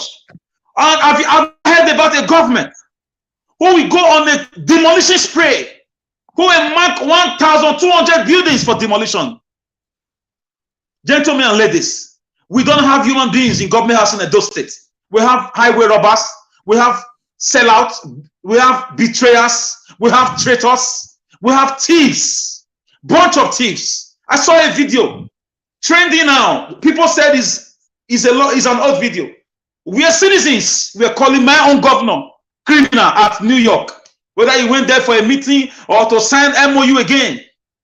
Normally when a leader shows up, people like Peter Obi, people like Governor Wike, people want to take picture with them. People want to have a hug or a handshake with them. But my governor was being booed. Ole, ole, ole, this way worse. Ole means in our local parlance, thief, thief, catch him, thief. They were even asking him, can you see good road? The guy deceived us with, he now made us to know the meaning of disposable road. Something gotten from disposable, party rice plates. Road that don't last 2 years. China road. Road that will be done in less than 2-3 weeks. You can use your hand to remove the road. That is the kind of development he brought to us. So Philip Shaibu should be arrested, and the government should be arrested after their tenure is over next year. They should be made to answer as accomplices with the genocidal activities of the Buhari's government. This is the first time where I see opposition parties working with the other party in Abuja to kill his own people. So that begins to make us to wonder if this guy is really an Edo man, because we don't know his antecedent. We only know that he bears Obaseki, which is a strong name in the Edo State, political cinematography. But we don't know people that grew up with this guy. We don't know people that really know him. He has never been a councillor. He has never been a local government chairman. He has never been a House of Assembly member. He has never been a senator. So I don't understand where this guy came from. Hence, the destructive atrocities, the destructive escapades, the demolition of houses. Adults across the world are committing suicide. I mean, the governor has not deemed it fit to look into it because he went on a demolition spree. Gentlemen and ladies, on the comment section, viewers worldwide, where have you seen a federal government or even a state government marking 1,200 buildings, 1,000 houses, amounting to over 10,000 families, their houses to be destroyed, all under the guise that they are building on government land? At least 100 houses would have been reasonable. 200 houses or 50 houses, mistakes can come in during paper processing. 1,200 houses. Capital rejectamento to me. You can't fool me. That is an intentional, destructive, wild goose chase, is what the government is doing. I'm happy that power is transient. Nothing is permanent. A lot of diasporans have been affected. Many of them are contemplating suicide. A lot of them have taken their lives. So Philip Shaibu is a disgrace for telling us that Fulani are disturbing us when you are the number 2 citizen of the state. And the government is also a disgrace for only appearing when it has to do with money, elections, or something that has to do with personal interests.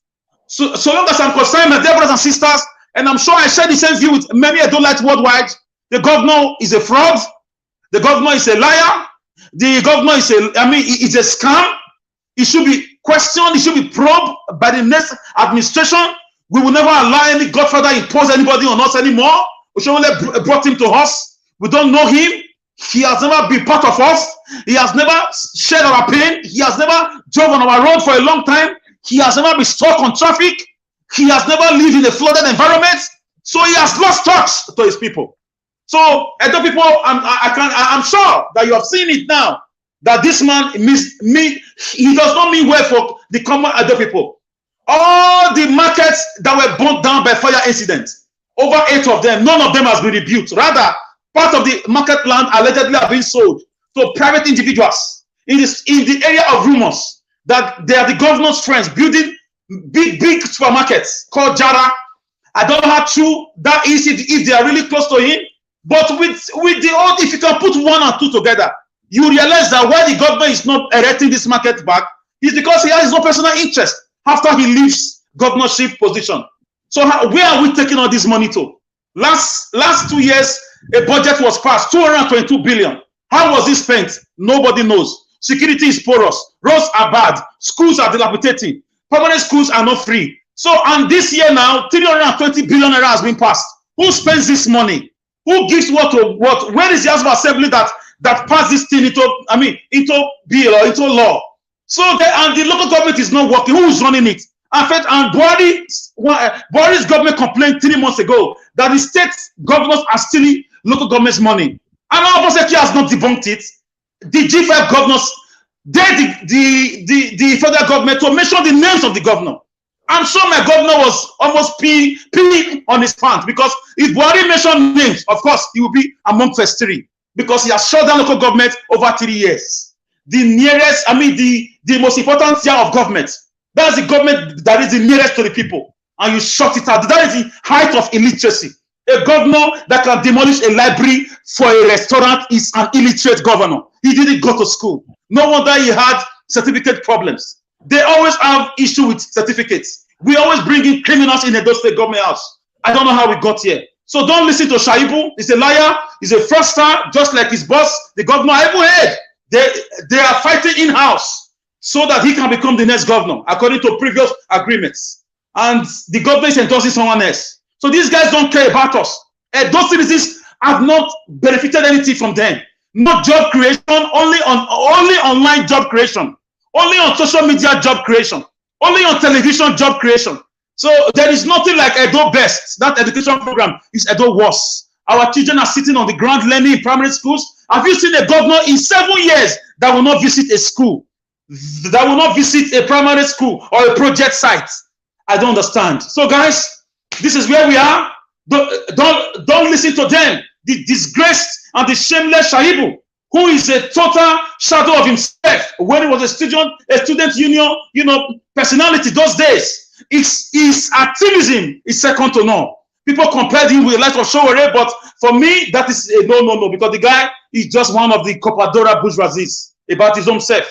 Edo is bleeding. Our people worldwide are committing suicide because the government is demolishing everything they've worked for. All their investment back home are being destroyed on a daily basis. I was told allegedly a guy from Edo State killed himself in Canada, one in UK and one in America, and many are still doing the same thing.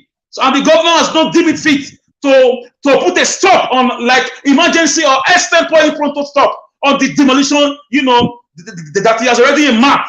That shows he has no conscience. So I don't know his plans. Let's just hope. The same governor is still fighting the palace over monies or returned looted, 1897 artifacts.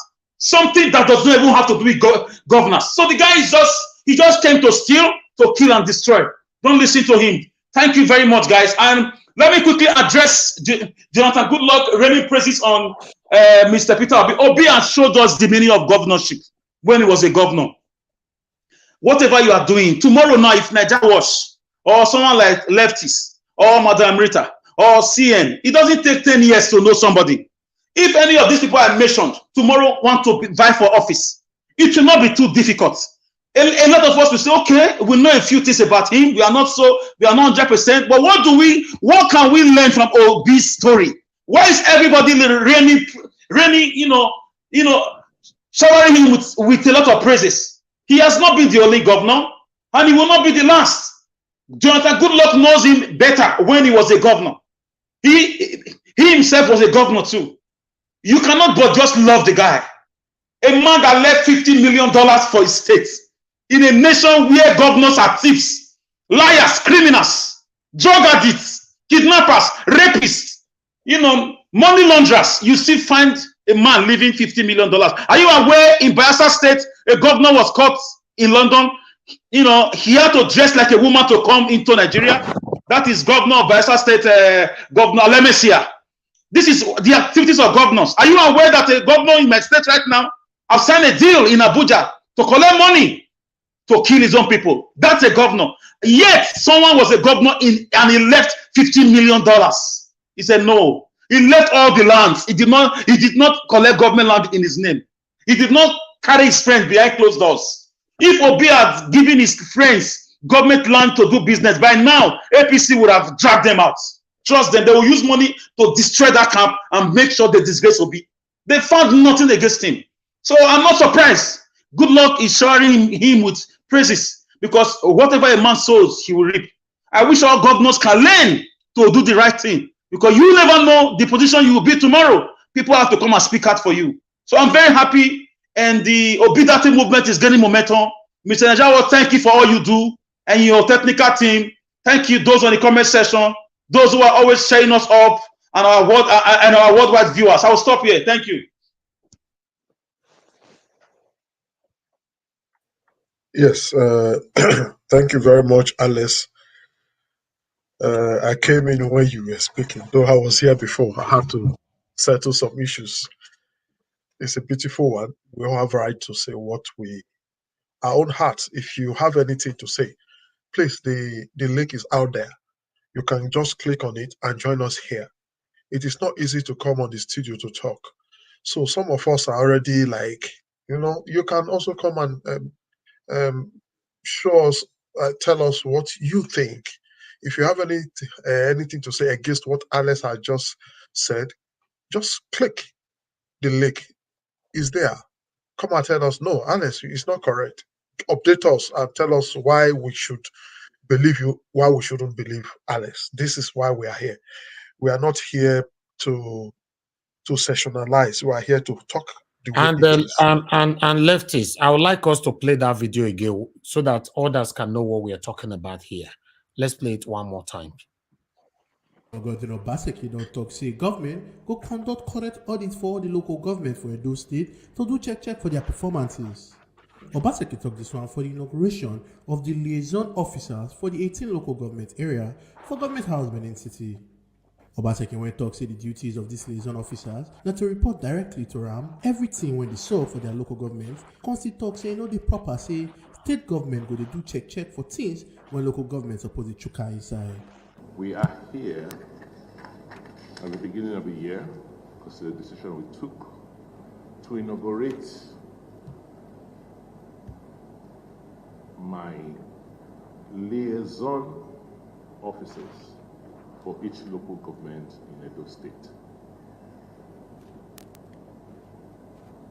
As you all know, the local governments are a very key plank of our development process. Unfortunately, we have not been able to conduct elections into our local government, and we have had a lacuna in terms of the governance, political governance of these local governments. We have had to use civil servants to manage the local government for over a year, and this is not ideal. We expect that we'll be able to have elections of the local governments after this series of elections. But our concern as a government is that we don't want to start another year and leaving the local governments unguarded in terms of policy directions of government. So we decided that we will appoint my liaison officers who report to me directly in each local government to let me know and brief me on what is going on with the local governments. We had expected that we would have a local government council in place, and I had conducted audits of each local government in 2021. Unfortunately, we haven't had councils to review those reports and take corrective actions. We have promised Edo that we will leave behind a roadmap. We didn't meet any, but we're going to leave behind a very clear roadmap as to where Edo should be going in the next 30 years. We're spending a lot of resources and time. Alpha, did he promise us roadmap when he was campaigning? In place an economic and social plan, a Benin urban plan, and an Edo State regional plan. These plans are not documents you just write in the office. We are having hundreds of trained enumerators, both at the state and the local government level, making sure that they collect for us the relevant data we need to be able to do the things we need to do. All right. The reason why I play this video again, because I want others to get this right. Do you think that what the governor of Edo State just did, if it's the good one or the bad one? Because remember that a lot of Edo people have been complaining for a while now that there's no local government that is working in Edo State. But now the governor have appointed, or rather, like he said, liaison, 18 officers, local government, in his office. So I really like us to talk on this. We don't have much people on screen, so we can do a roundup quickly so that we can move on to what former president of Nigeria, Goodluck Jonathan, said about our procedure. Thank you. Lefties, I'll leave this one to you now. Okay, thank you very much, Mr. Elvis. What I would like to know, if it is legal, if it is legal for the governor of Edo State to create a liaison officer to be reporting local government issues to him directly from all the 18 local governments. That is what I don't understand. Is it in the law? because a local government is another arm of government in Nigeria. And to my understanding, it is an elective office. They are not, how will I say it? You don't just put them there. You must elect them. It is an election that make them goes there. So if it is an elective office, it means they have certain power within themselves. Why are you now trying to oppress them as a governor? I think this is not what should be done. I think the best thing is inviting the local government chairman. And you say there is a lacuna. For how many years has that lacuna been there? You'll be governor for 4 years pass, and another round is continuing. You mean the lacuna has not been, you've not been able as an administrator to settle that part, that there will be election to these offices, but there's no lacuna where you collect federal government money. There's no lacuna when the local government money comes. There's no lacuna where you collect them and administer them. There's no lacuna. Thank you, Sir Leftist. You see, thank you, sir.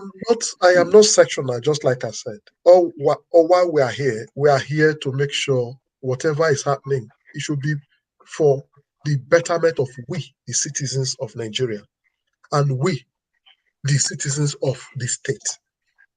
We are not talking here because we hate one person. What we want is what is achievable and what is good. Obaseki should stop playing this politics. He's bigger than this. Look at Peter. Anti-constitutional. You cannot appoint liaison officers, Mr. Leftist. It's anti-constitutional in our democracy. We are talking about constitutional issue here because you cannot be an administrator. This is democracy. What are you saying by you have opened another office? Who are those people that are in this office? Who are they? Show us their name and their faces. How credible are they? Are they your police? Are they your DSS? Are they your TOG? Are they your whoever? I've never had this before. Every government come and do whatever they think and whatever they like because they are governor. They can do. See, we should follow it the way it is, please. Just like I said, because I'm following as we are talking, I'm still following. All of us here, we are here for one reason, for everything to be good. For those of us supporting Obaseki, no problem. It's the governor, I agree. But what has he done really now that is prompting you to support him? Many of you people supported him, voted him because you wanted him, you think he's better than. But today, is he really better? Okay, I just want to quickly, let me look for this video. Listen, a lot is happening. Now, Phyllis Shalibu is coming on to tell us there's insecurity in Edo State. We were saying this, the anti-grazing law, we're shouting before now, there's going to be problem allowing these people to give them legal right to stay with us. It's happening every other place. Edo, wake up before it happens. Is it not happening now? Why is Shalibu now coming now to say that there's really insecurity in Edo State? It's just starting. Because the business of government is the protection of life and property. Now, there's a video. Let me quickly, as I'm talking now, look for that video because this has to do with Edo State and it's very, very important.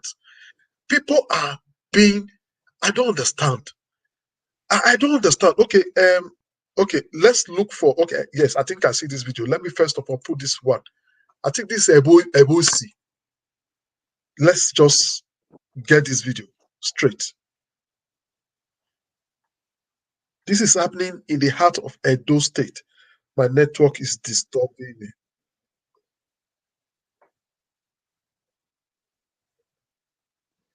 Never. Why would you go one year upon the level?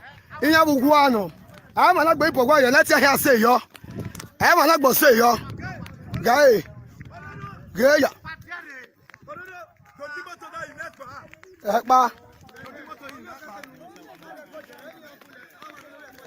Guy. What's a waffle now? Hotel West here one mufona. Here where the Zafu no.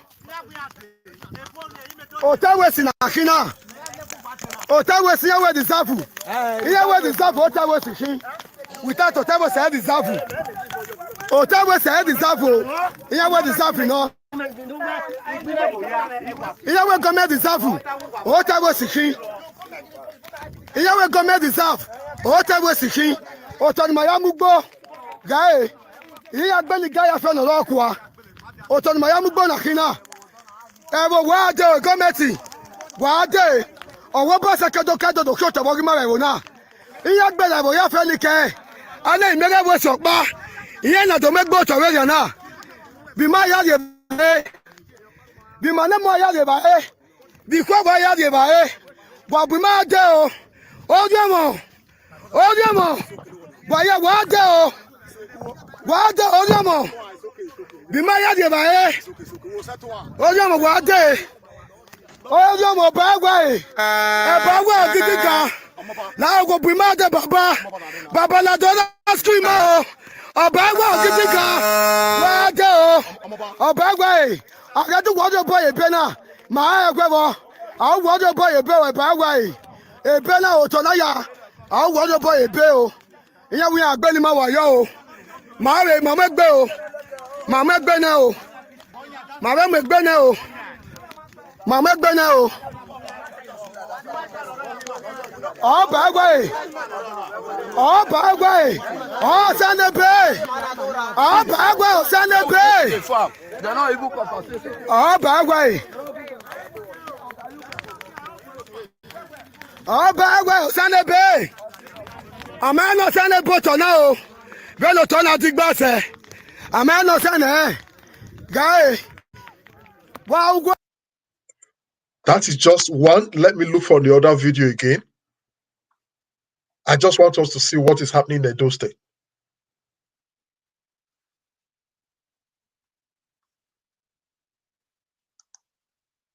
What's that now? Well, look at Soko. Look at Soko Wagba. Wagba. Look at Soko. Wagba. Look at Soko.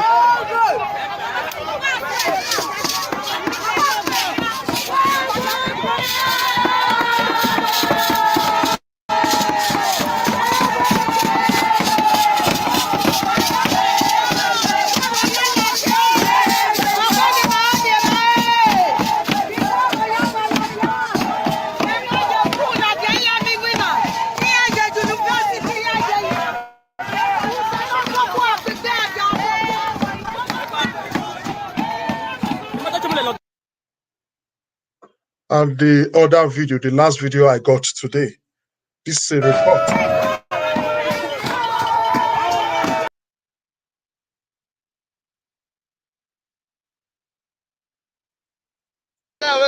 Finish, see you. Let's see how they do. No, you're wow, man. Let's see how you go. What's up? What's up, bro? Hey, we know. What's up? Yes.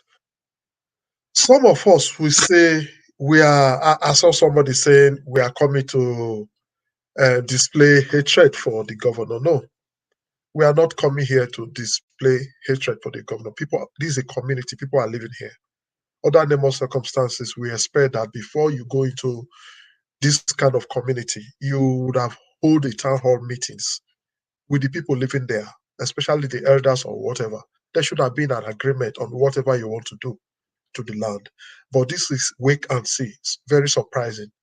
Imagine people are farming in this very area, large area of farmland being collected overnight.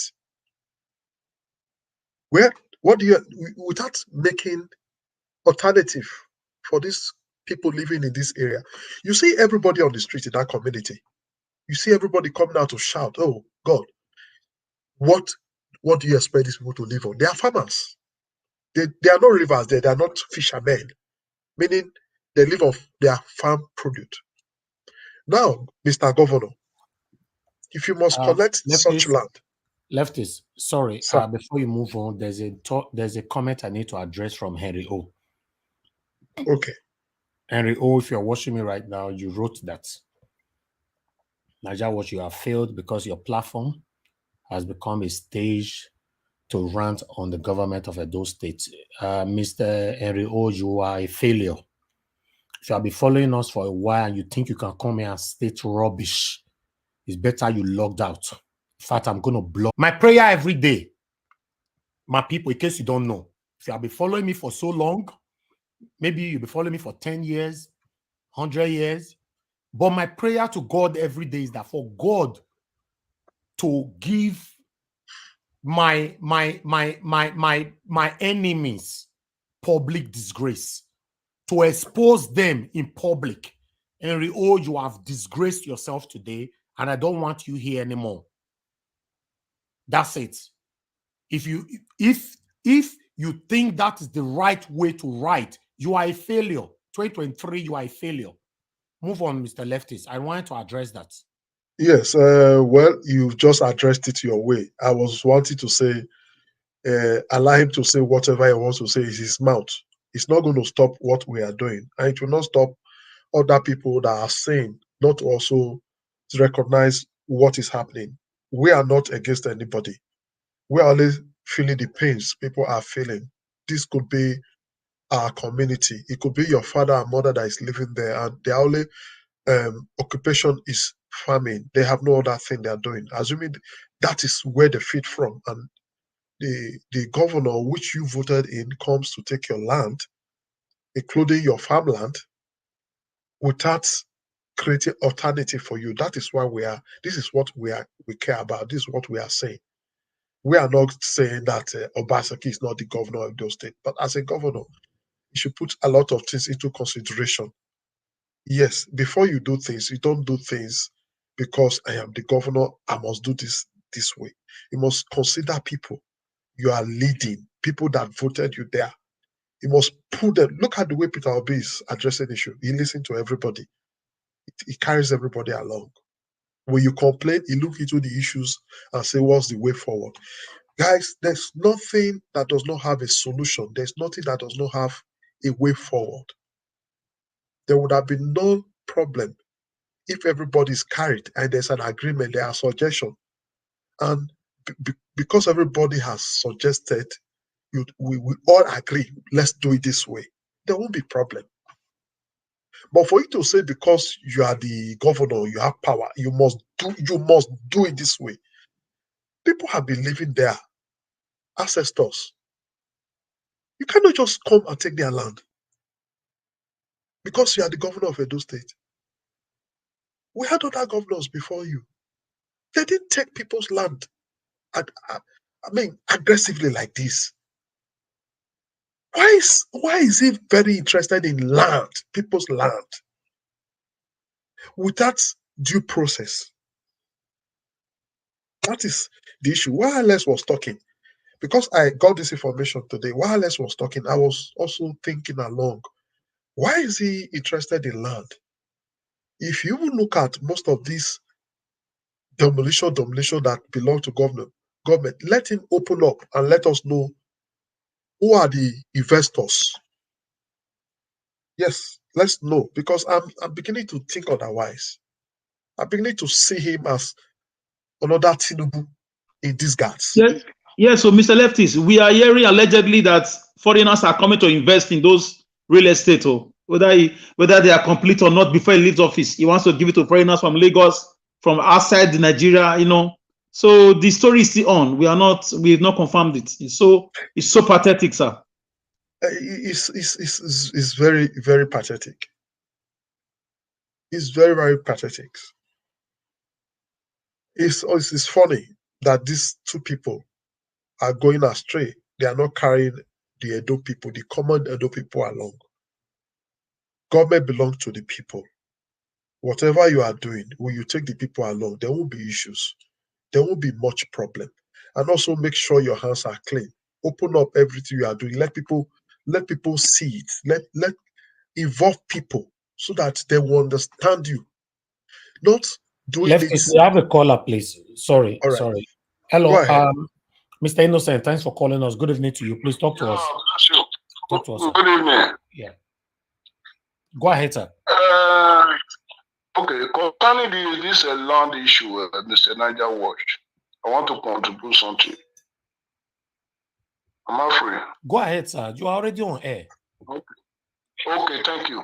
You see, this land issue, not that the governor is completely or perfectly okay in every area, but there is still element of truth of what the government is doing as well. In the sense, do you know that most of the land,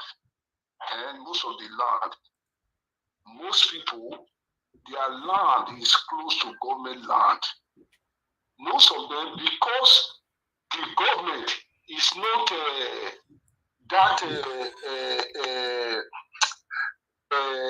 let's say visible in that land at that time. Majority of them, they drag government land added to their land. You understand me?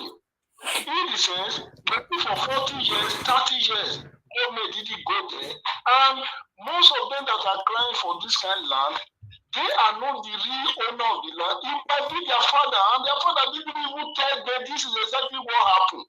That government come now and take their land. We should also know that government land, anything that is Okay, Oga Innocent, let me quickly ask you a question. You have 30 seconds to answer this. I'm not here to support those that is building on government land or go against them either. But my concern, which I'm going to address right now, have you heard that Governor Obaseki arrested any land grabber till now? No. And so what can you say about that? These are the kind of calls I want to be receiving. Not people bidding on government land. Is it not people that sold the land to them? What happened to the land grabbers? Why is Governor Obaseki rubbing mind with land grabbers? Can I answer now? And go ahead, 30 seconds, sir. I don't need story. Okay. You see, like that land grabber, me, myself, I'm against it. You understand me? Sir, just go straight to the point. Governor Obaseki have not arrested any land grabbers. What can you say about that? Yeah, because most of the land grabber, they are part of his government. Okay, good. Thank you. You answered it properly. Thank you. Yeah, that's what we want to hear. But the area I just come to talk about to clear, can you give me just seconds to talk about You have that? 1 minute, sir. Just go straight because I need to address this my way now. Go ahead. The only reason that make me to call concerning that aspect is that most people, they should keep their children informed of whatever that transpire. If you say, for instance, majority people, they drag government land to their land, and they didn't tell their children, and their children inherited that land, they didn't even know anything like that. And they will be crying now or fighting that they have been farming for that land for 30 years. Thank you, sir. Government just come on a second and say they should leave that land. That's just what I want to say, that more people should be informing their children, whatever that transpired. Thank you, sir. Thank you. I'm going to address everything you talk about right now. Watch me. Thank you. All right, my people, thank you very much. I wanted to give time for everybody to talk on this. I haven't spoken, no. No, I'll come to you, madam. Please, just all right. I'll come to you. I want everybody to understand that it's because of Peter Obi now it make us take break for land grabbing situation.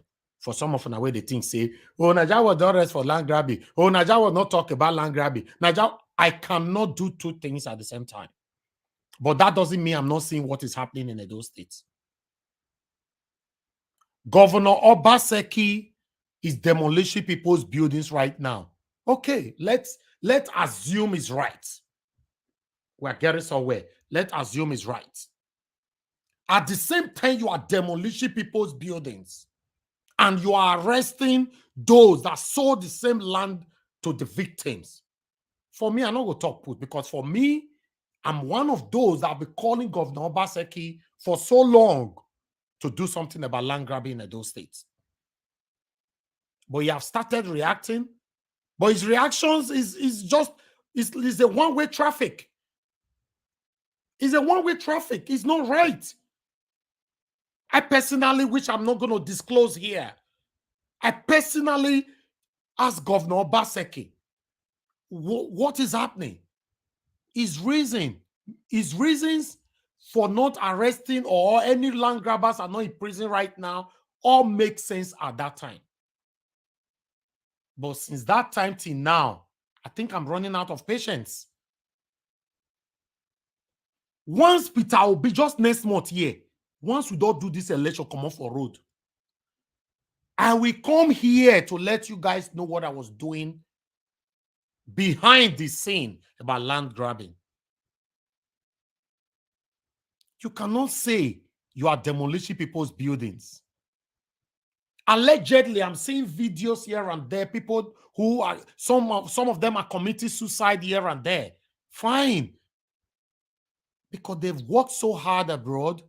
They build the borderland. They build a house. Now the house has been demolished. If now you they watch me so you there abroad, you don't use 10 years, for example, to save money, go build for Nigeria. You can't say one government destroyer. Just for waiting, you know no left, you know no right. Whoever that sold the land for you is not a prison. But you that bought the land, your building were demolished. And you are justifying that? People like disgraceful Henry O, we have the audacity to come to my comment section to lay curse on his generation. My prayers is for God to continue to expose anybody that is wearing mask to say, Naija Wash, you do well. Naija Wash, I love you. If it's from your heart, every prayers I pray for all my good supporters will follow you. But if it's not from your heart, God will give you public disgrace. That is what happened to Henry O today. Because what I was expecting from you, we've been here every day. I've never seen any comment from you to say, oh, Governor Obaseki, I beg, arrest land grabbers, not only the victims. Land grabbers, they're supposed to be stoned to death because they have caused a lot of people pains. And they come for una. Make presidential election finish first. Leftists, over back to you, please. Talk a bit so that Madam Rita can talk to us. Well, the issue has been discussed. I wouldn't want to say much, but I just want those people supporting Governor Obaseki to also consider the people that have been victims and affected. Any land that belongs to government, and government is even the people. That if you must take the land, you must also let the people know, address them, not wait and see. Like the way he did. Governor Obaseki is only a custodian. He's not the owner of Edo State. For the people commenting that land that belongs, who is the government? Is the people. You cannot come and take community land, even if it is addressed to this one belong. Let's assume in this case that these are government land. But do you need to come in a commando style to take it the way you just did? And people are living there. People are making use of it. What do you think you should do? My concern here, leftists, is that whatever the governor is doing, I'm in support. Only if he was doing it the right way. I want to see land grabbers in prison. My brother, think today, no one land grabber, no one. I see Ohen Fokoromi with Philip Shaibu for party the other day. How long are we going to continue deceiving ourselves? How can you say Obaseki should arrest himself to put himself in prison? Ohen Fokoromi married second wife the other day.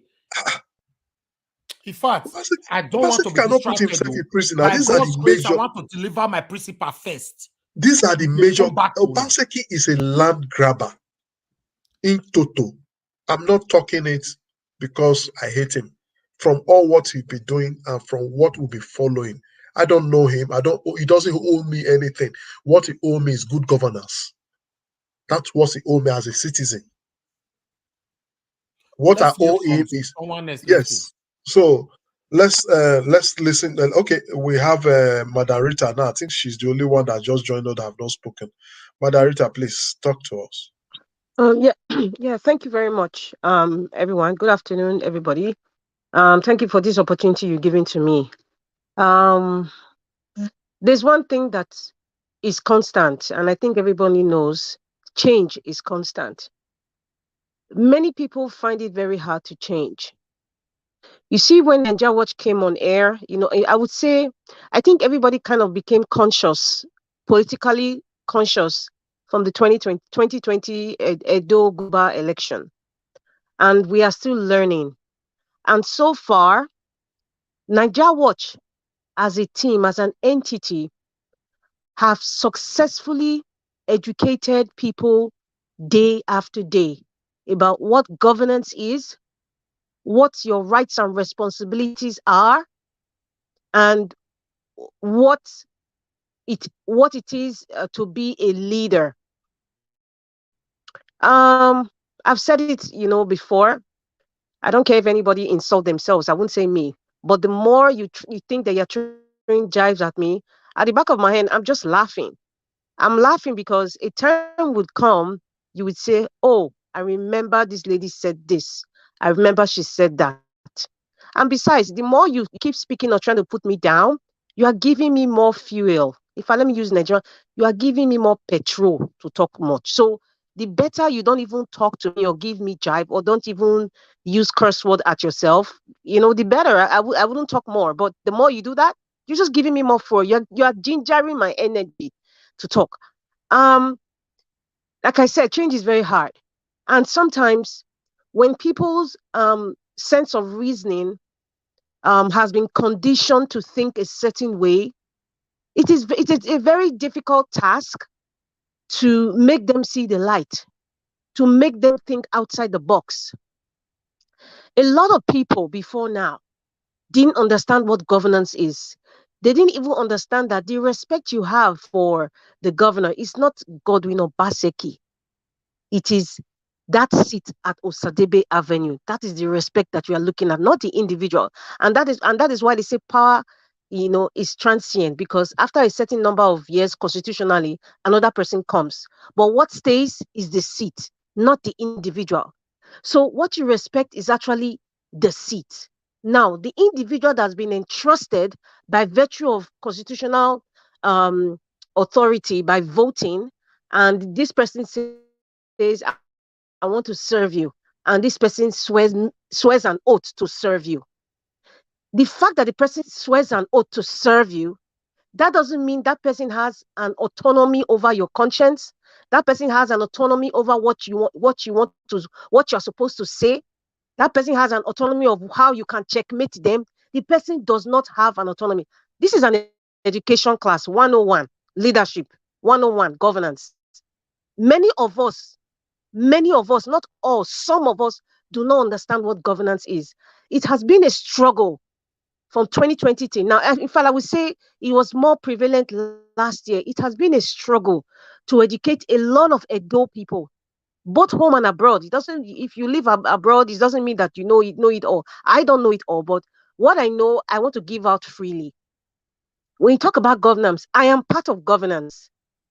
Even the country where I live, I am part of governance. So when I'm speaking, I'm not just talking because I live in diaspora or because I just want to speak English. No, I understand what governance is in full practice, not on paper, full practice. But over the years, or rather over the past last year, people have now come to understand that when you're criticizing, it doesn't mean hate. As a matter of fact, the people that hate Governor Obaseki are the naysayers and the hallelujah singers. You guys think that the man loves you, or you think that, these people who are talking, they're just ranting and shouting that they hate. No, Governor Obaseki knows that you people who are supporting the evil he's doing are even his enemies, because you have refused and decided to be in the box and not think outside the box or try to even understand what is really going on. It is very difficult to change people. I know some people who were not thinking, the right way in terms of what is governance and leadership. Many of them have changed. Some of them are behind the scenes. They are learning. Some people have called Nigeria Watch program and said, thank you very much, Sir Elvis. I really learned a lot. I'm really learning a lot about governance, about how you talk to people, about the things you say. Even some of you, even sometimes they even watch One of my friends said, I watched Nigeria Watch program, and sometimes when I hear Alex speak or when I hear Eureka speak, actually play and pause and write what they're saying and go to the dictionary to try to understand it in a layman language. Thank God for the internet. Thank God for Google. You can access any information there. And sometimes some people just think that when you are talking about somebody that you like or a government that you like, forgetting that maybe they actually like the person. So if you like somebody, whatever, even when the person is killing somebody, you say, he did it for this reason. So it's justifiable that he killed. It shouldn't be like that. It shouldn't be like that. If your governor is erring in his administration or using his executive powers to execute certain things that brings pain, not even respect to the people, pain, you need to speak out. It is your constitutional right. The same way you have a right to vote, the same way you have a right to even checkmate your government. History will be very, very, in fact, I would say history will call every one of us, about our actions, what we have done, and what we have failed to do. Even what we say. We all need to be very careful. It's not about hate. There's something I know that is very, very significant, especially with the Edo people. I'm speaking Edo State because that's the state I belong to. Charity begins at home. We are very proud people. And sometimes, even when in the face of saying, I told you so, or this person is bad, because of that pride, the Bible says pride goeth before a fall. Because of that pride, you don't want to either admit, you give excuses. It's better off you just keep quiet instead of giving excuses because you're actually making it look too bad. So when somebody is speaking, at least try to understand what the person is saying. Remove that emotional thought of, oh, this person hates this person. Oh, this person belongs to this party. So because they're still in pain from the fact that we want. No, I want the same thing. You want the same thing. If Edo State burns down today, God forbid, it's both of us, regardless of the political affiliation you belong to. I never supported the man because I believe if somebody leaves a party or if somebody leaves a house that has clothed them for whatever reasons and placed you there, and then you come out and betray that house that clothed you, and you go to another house, that new house you went to, take it or leave it. They would never trust you because they will believe you would do the same thing to them. And it's been played out in every facet of life. That is why the way they left APC and went to PDP, it is all these things that have all these factions and all that is expected. Any wise person, any older person knew that this day would come because of how it was practiced from the old, from the old party that he belonged to. So, it is what it is. It is what it is. It is not about hate, and we'll continue to speak and educate people. It's not about hate. When somebody say hate, I laugh because I say, you know what? Time will come, you will learn. It's hard. It's very difficult to remove something that has been stamped in somebody's brain for a very long time. And they think that is how it ought to be.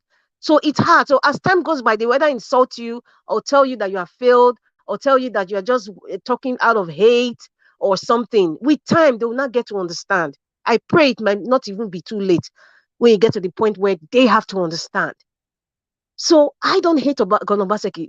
Why will I hate him? I mean, he's not giving me bread now. I'm not feeding from him. God has given me a brain, a complete body to earn a living for myself. So what is he going to give me? That I would say, oh, I hate him. Why? Hate is a very hard word. I can't create a human being. So I have no right to hate somebody. I might disagree with you, but to say I hate you, it's a very deep word. It's very profound. It's not a word that you say easily if you really understand the meaning of hatred. Anyway, being that as it may, like what Lefty said, which was very important, and that's part of leadership. When you love your people, when you connected to your people, when you respect your people. If Governor Obaseki respect his administration because he's the box stop at his desk, but he has all his minions and his surrogates that walk around him. So if his administration understand what leadership is, what governance is, aside from all the luxury of governance, even if the people are not educated or enough to know that, okay, maybe that is his own way of developing or that is his own way of saying, you know what, this land has been acquired illegally, or has been acquired, wrongly, maybe by their fathers, or even they themselves, through the land grabbers. It is very, very important that an administration have a town hall with the people. No matter what, everybody doesn't have to attend. Majority of every community, we have a town hall and say, listen, I just want to let you guys know this land, these people are coming. They are going to do this. You tell the community what they are coming for. You tell them this land belongs to government. Anybody that has a land there, please see. You should have a so-called roadmap that he said to fix issues of where people who have built there, people whose great-grandfather have built there, and people's fathers who are later have built there. There's a way you handle those things so that all these kinds of uproars or all these kinds of wailing, and crying and insults doesn't arise. It's talk about connecting with your people and respect. Any action we take today, God writes every action that you do in this world. Accumulating wealth, using your power and all that, it's temporal. You may have everything, but at the end of the day, it's all temporal. So the duty of me, Rita, is to speak truth to power, is to speak truth when somebody is doing wrong, whether you are related to me or not, whether you are constitutionally legal to be in a position. If you're not doing the right thing, I will speak to you. Whether you take what I'm saying or not, it's not really, the onus is not on me. Do you know what? I am free. Just like Governor Wike says, I am free. I am free, meaning that I have spoken my mind. I have spoken. The universe has heard it. God has heard it. So on the day of judgment, or in a case where you are sitting down together now, you will not say, okay, why did you not speak? And if you spoke, what did you say? That is where we are at today. That is where we are at today. And I urge all people, all those who are supporting Governor Obaseki or giving excuses for Governor Obaseki, it's not just about coming to the comment section, you write things, you write insultive things, or you write things to like downgrade someone. No, I'm begging you. I would love it if that person should come, just like this man, that other guy that called. He gave his own opinion, but from when I listened, I laugh because I think he's quite ignorant of what governance is, and he's quite ignorant of what is really going on. Be careful. I pray. My prayer is that the pains that people are feeling right now in Edo State, I pray it doesn't happen to you. I pray Governor Obaseki's administration doesn't happen to you, because it's very easy for us. It's so easy. It's a human thing. When you're not feeling something, you don't know how it feels. You don't know how it hurts. If I cut my hand today, I am the only one who understands how it feels. You can only tell me sorry, but you don't understand the pain. So when you're supporting something that is not clear, that is vague, that you don't see any information, nothing, that is total disrespect for the people. Total disrespect. There's a disconnect. I've been saying this thing for a long time. Governor Obaseki is disconnected to Edo people. That's why it's when Sir Alex will say, or some people will say, are you sure this is a Benin man? Because there's a way you connect to your people, like, oh, this is a Benin man. He understands. That is why it's questionable. The way you act, nobody is perfect. I'm not perfect. Governor Obaseki is not perfect. But as a leader, there are things that you learn. As a leader, there are things that you would strive to know more because you want to know better. There are things that you want to hear, even if it doesn't sound nice in your ear, because every sensible and wise leader knows that if everybody says nice things around me, all the people who are saying nice things, they don't mean well for me. The ones who are saying negative things are the ones that actually seeing the errors I am making. That is a leader. That is a true leader. I think a lot of people need to read books about leaders, or even, talk to older people. When I mean people in their 80s, 90s, they would tell you things, one or two things about leadership, one or two things about criticism, one or two things about the difference between hatred and criticism. It is not about me. Edo State is bigger than me. Edo State is bigger than my opinion. It's bigger than my feelings. Edo State is bigger than my feelings, people. So when I speak, or when the likes of Sir Alex speak, his expressions might be different from mine. Even Nigeria was Sir Elvis, or even Sir Lefties. His expression might be different. But if you look at everything holistically, it shows that these people want one thing. These people are seeing an error that needs to be corrected, or that needs to be sat down and talked over. And going back to this liaison office, I asked a question on the comment section. I said, is this constitutionally legal? Is it constitutionally legal? If you really look at the whole thing, there's still a sort of scamish autonomy still over the local government. Is that legal? Is that constitutionally legal? Those of you who are lawyers, or those of you who are very savvy in constitutional laws, having a liaison office, is that constitutionally right? Governor Baseki's Hallelujah Singers. This is not about hatred now. I am charging you now. Can you check if that is constitutionally right? When that position, like what Sir Lefty said, is a constitutionally placed position where you have to vote in these people, where is it done?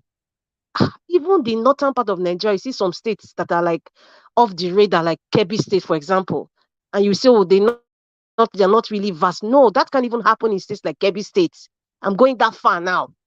It can't happen. The spirit of fear has enveloped a lot of people. The spirit of one-sidedness has enveloped a lot of Edo people. Let me not say, this is specifically for Edo people now. And it's unfortunate that we have condescended so low in not being able to speak and act like the Edo people that is known worldwide.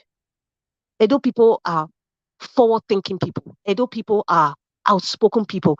Edo people, when they stand, they say the truth. Even if it's their father that is wrong, they will say, Baba, you are wrong in public. So what is this sinister, malevolent spirit now that has now kind of guided and enveloped majority of Edo people that it's so hard to even say the truth? I find that very worrisome, if you ask me. I'm worried. I am really worried. I find that worrisome because whatever demonic, sinister, or malevolent spirit that has come into a lot of Edo people since that 2020 election, it's still lingering. I feel it. I sense it. I don't know about you people, but I sense it. It's very dangerous. If we don't fix this thing now, we're going to be in pain even when the next governor come. We have to fix it. Let us start speaking the truth. And that's why I admire Nigeria Watch. Sir Elvis, I'm going to tell the whole world. I even tell my husband, I admire Elvis. Do you know why I admire him? When you are doing something right, or if he's supporting you, he would support you. Supporting you does not mean or does not equate that I will keep you in my armpits when you are doing wrong. That is why I admire leftists. Sir Elvis, the CEO of Nigeria Watch, I really, really respect him. If he doesn't know, I respect him a lot. Even the older people that come here, that are even older than he, they respect him. Why are we coming to this channel every day? There must be something good. There's something that this guy brings out that kind of attracts us, that magnetizes us to come here to speak. It means he's doing something good. It means Elvis, Mr. Elvis, is doing something good. No matter what anybody says, people can say I'm disappointed. People can call you all sorts of names. Those things don't really matter. That's why no matter what you say, you're just giving him more fuel and more people like me and leftists and to come more and to speak more. I urge those of you who are the Hallelujah Singers, please come into this program. Nobody's going to eat you raw. If you are confident that what your governor is doing is right, please, when you come, bring your arsenal, bring your proof, make me understand. I'm an intelligent person, and I'm not being braggadocious about it, because I know that as God created me intelligent. I don't know about you, but when you bring your arsenal, bring your proof, bring your document, bring your facts and figures, give me examples to make me understand why certain things are done. For example, these liaison offices, whether it's constitutionally correct, how is it correct? It's still under the armpit of the governor. Show me. That's what it's not sitting in the dark corners. You make yourself look like a coward. Don't sit in the dark and then start punching or pulling punches. No, come out and speak. And I know a lot of people can't come out and speak because they know what we're saying here is the truth. What Alex has been saying, what Naija Watch himself, CEO of this program, is saying is the truth. If you know that you can do better, create your own program. Invite me. I will come there to your program.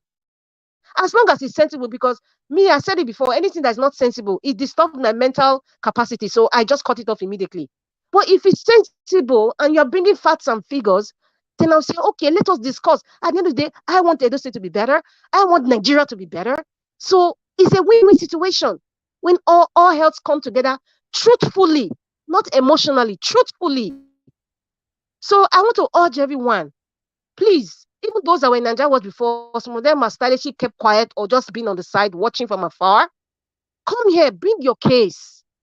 I like men and women who are matured enough to come out and say, this is my position. This is why this is my position. This is the reason why I choose this position. But as you're saying it, bring proof. Don't bring proof based on like or because you are worshiping somebody as an idol. No, I don't. That is not. You're not bringing the bread out well. You're not being truthful to yourself. So it's not about me. Edo State is bigger than me, my feelings, or my expression. It's bigger. But however I want to express myself is because I love my state. I love my people. My people deserve better. My people ought to know better. Edo State deserves to look and feel better than the way it is today. That's the point. Thank you very much. Yes, thank you, Madam Rita. That's we said that before. If you think you have the right to come here and counter anybody, you have just, it's your right to counter anybody. But please, we are counter with facts, and if possible, come with proof. Like whatever we are saying here, you see, most cases we put the videos or the article, the written article about same thing on the screen for us to see. We don't just manufacture things. We don't say things because we want to. We only deliberate and try to, as human beings, say the way we feel. You can also counter these things and let us. It's just the way forward. No, Obaseki is nobody's father here. It's just our governor, our representative. So we all have right to say he's doing well or he's not doing well in an area. And when he's doing well, we'll say, yes, he tried here. I think he's good. And if he's not doing well, we'll say, yes, he's not doing well. For me, I think he's not doing well because Nigeria as a whole is not doing well, not to talk of Obaseki. So if you think he's doing well, please, just stay there. Thank you. Let's quickly allow Peter Okudaye talk to us. Peter Okudaye, please talk to us. Yeah. Good evening, Mr. Leftis. Naija Watch family.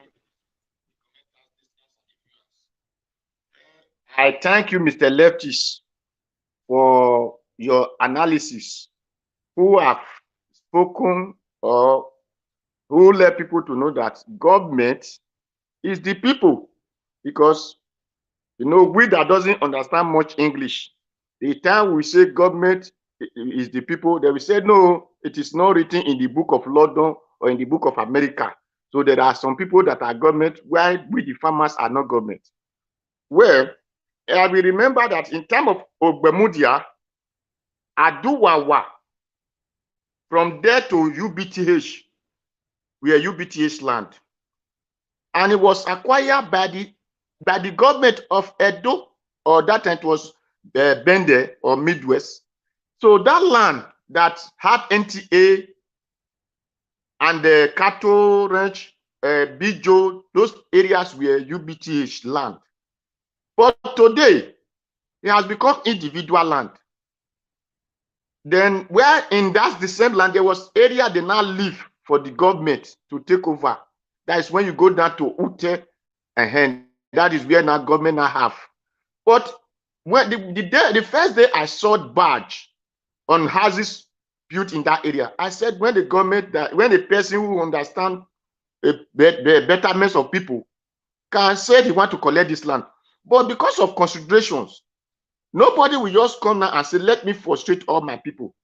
So because they are the same people that is the government. If really we have people that are we're thinking at those, that who know how to put things in progress. Now, it will have been better for us. We will have not be having all these crises today. Because the people we always have in power, which we call governments, they are self-centered. They don't even know what they call development, or not to put it before the people. And that is why 2 boys from the village or 3 boys from the village or one Inogie, whatsoever, can just gather themselves and start selling their land without thinking of the life of the people that will come, generation that will come in that land. They will just start selling, misbehaving. Now, what in Europe here, because when I say, because I will not be too much referring to Nigeria, because, you know, we don't know how to speak big English. Our is not value. In Europe here, any place that want to develop, it is developed by the community, like the place I am working now. It is the community that have the factory. But it's of the government. Because we make sure that they carve areas for so and so development, so and so hospital, so and so area for school, so and so area for park, children play, different places. They will put it down. It will be written. Then everybody will know that so and so time this thing can come here. So and so time this thing can come here. Like what Obaseki did now.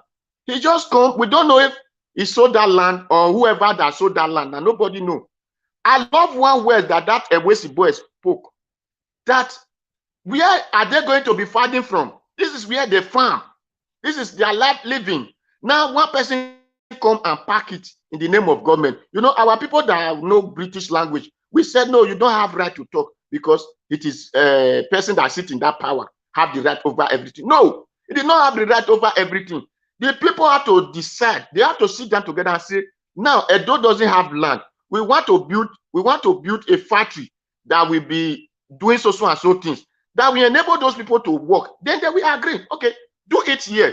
Okay, the other side, we want to do cement factory that people will be working and they will be helping us. Okay, do it here. We want to do foam company that people will be working. That is how any land supposed to be taken.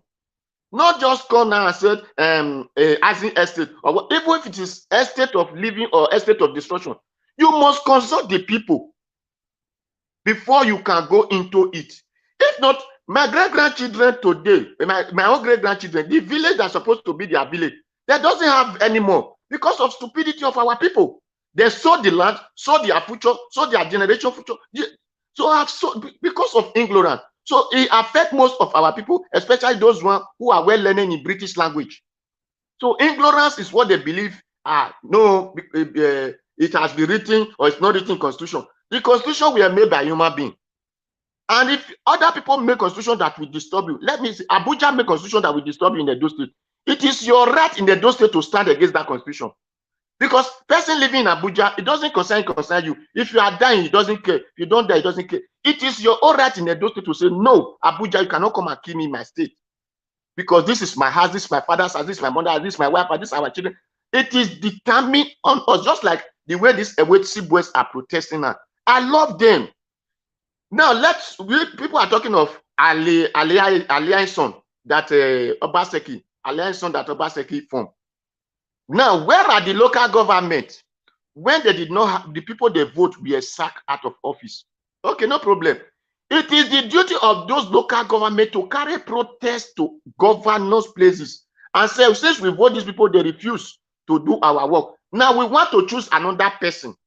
Not just Obaseki will just come out one day and say, I give you this one, I give you this one. Because just like Sister Rita said, our people are afraid. No, they are afraid. They are afraid to do the right thing. Not that they are really afraid, but to do the good thing, they are afraid to do that. But when you ask of bad thing, they will be very happy and carry it out. Because of they said they are learned. Because when this modern way learning make stupidness or foolishness in their sight. Because if not, these people have the right to protest and they choose another person which they trust that can work for them in their each local government. But you see all of them silent and quiet. I don't talk to government to Obaseki is the government to he have power over everything. He will carry police and arrest us. He will carry soldiers and kill everybody. Let him kill the whole community, the whole local government and see the kind of barrack that will serve people. Or let him arrest people and see the police station that will serve the whole local government. But ignorance which we thought it is better life, will not make us to do it. Then when we talk, we say we are learned, we are educated, we have a British certificate because we can talk their language, but not to think of betterness of our own life. So that is why I just came to thank you, because the way you were analyzing it, my brother, I was very happy. Because when people thought government is just of a GROA, no, government is of the village, of the street, and of the lay. Those people that live in those areas that we are, they are faithful father, we are born in that place as the government. So if you want to do anything there, consult them. They will convince them that this is the reason, this is your benefit. Like Ogbemudia village, when Ogbemudia was in power, he came to build water board there. That water board has been sold by the community today. He built poultries. He built a pantry farm in the name of to benefit the community. But it was benefiting only Ogbemudia. But later on, as Ogbemudia died, when the community want to benefit themselves, they sold those property. Ogbemudia children are still alive. They could not go there to say you people don't have rights. No, because he know that what will benefit the community are the community desire. So thank you. God bless you. That is why I just came in. Thank you very much. I appreciate it. Thank you very much. And we cannot run away from the fact. The truth is, a lot of us people, the hallelujah praise singers, especially those who are being paid to infiltrate social medias, Facebook, WhatsApp, and so many groups to go and represent them. It's unfortunate because they make a lot of money from there. That's what they are paid for. They just come and be praising and try to fight everybody. How can a governor representing the people, see doing things against the people and handpicking some, giving them money to protect him? Instead of him protecting the people, he's protecting himself, knowing that what he's doing is wrong and is personal. This is what we are seeing today. A lot of people on social media, they are being paid. They are called media aid people. They buy their data, they pay them, give them stipends. And guess what? Before you know it, government go finish, they go become useless for street. After lying, fighting against the people that they are supposed to protect. Midwest people talk to us. Good evening, sir. But let me load this channel. Good evening, ladies and gentlemen. I greet the whole house and listeners and viewers all over the world. Thank you very much for this today program. Although I came in a little bit late because I was really very busy. There are a lot of things on the table.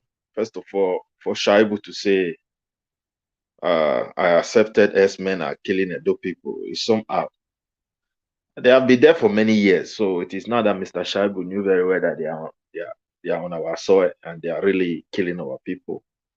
It will tell you these people, they are not really serious about the life and welfare of Edo people anymore.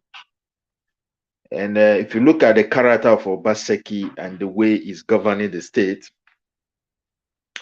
for me, for every nonsense, my dear, if you analyze it very well, it will make sense from it. What Obaseki has come to expose is that if a state is happy or opportune to have a good leader, you don't really understand the constitution that governs you.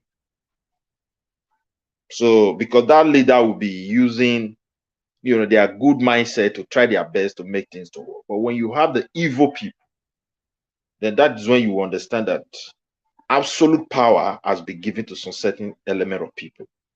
The governors we have out of the 33 states in Nigeria are impaired because of the constitution.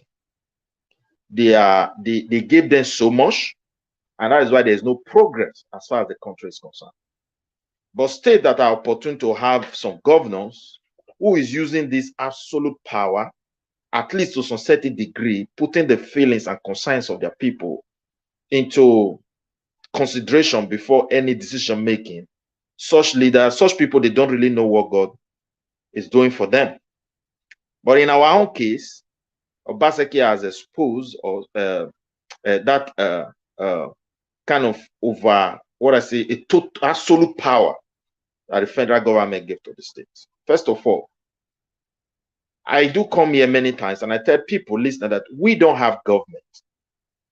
We have Mr. President and we have Mr. Governor, and that is just a fact.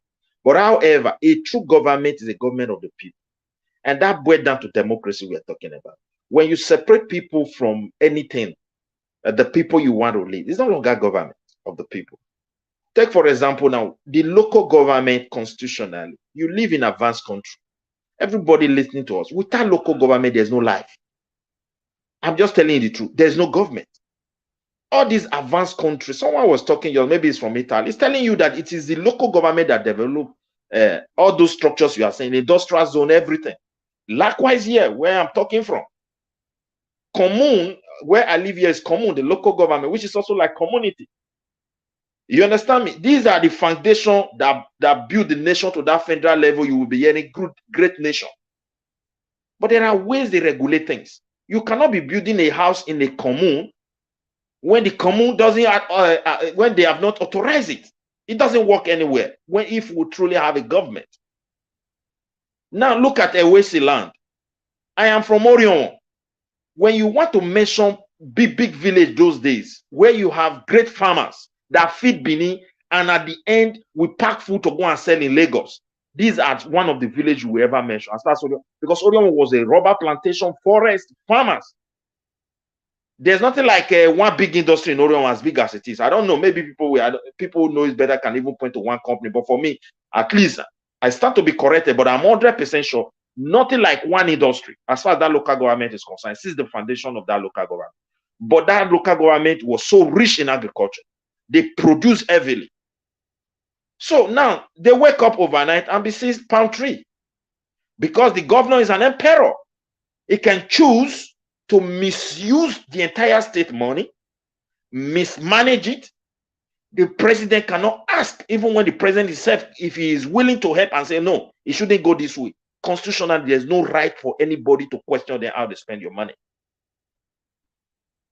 Now, that is another thing aside. The power has been given to them.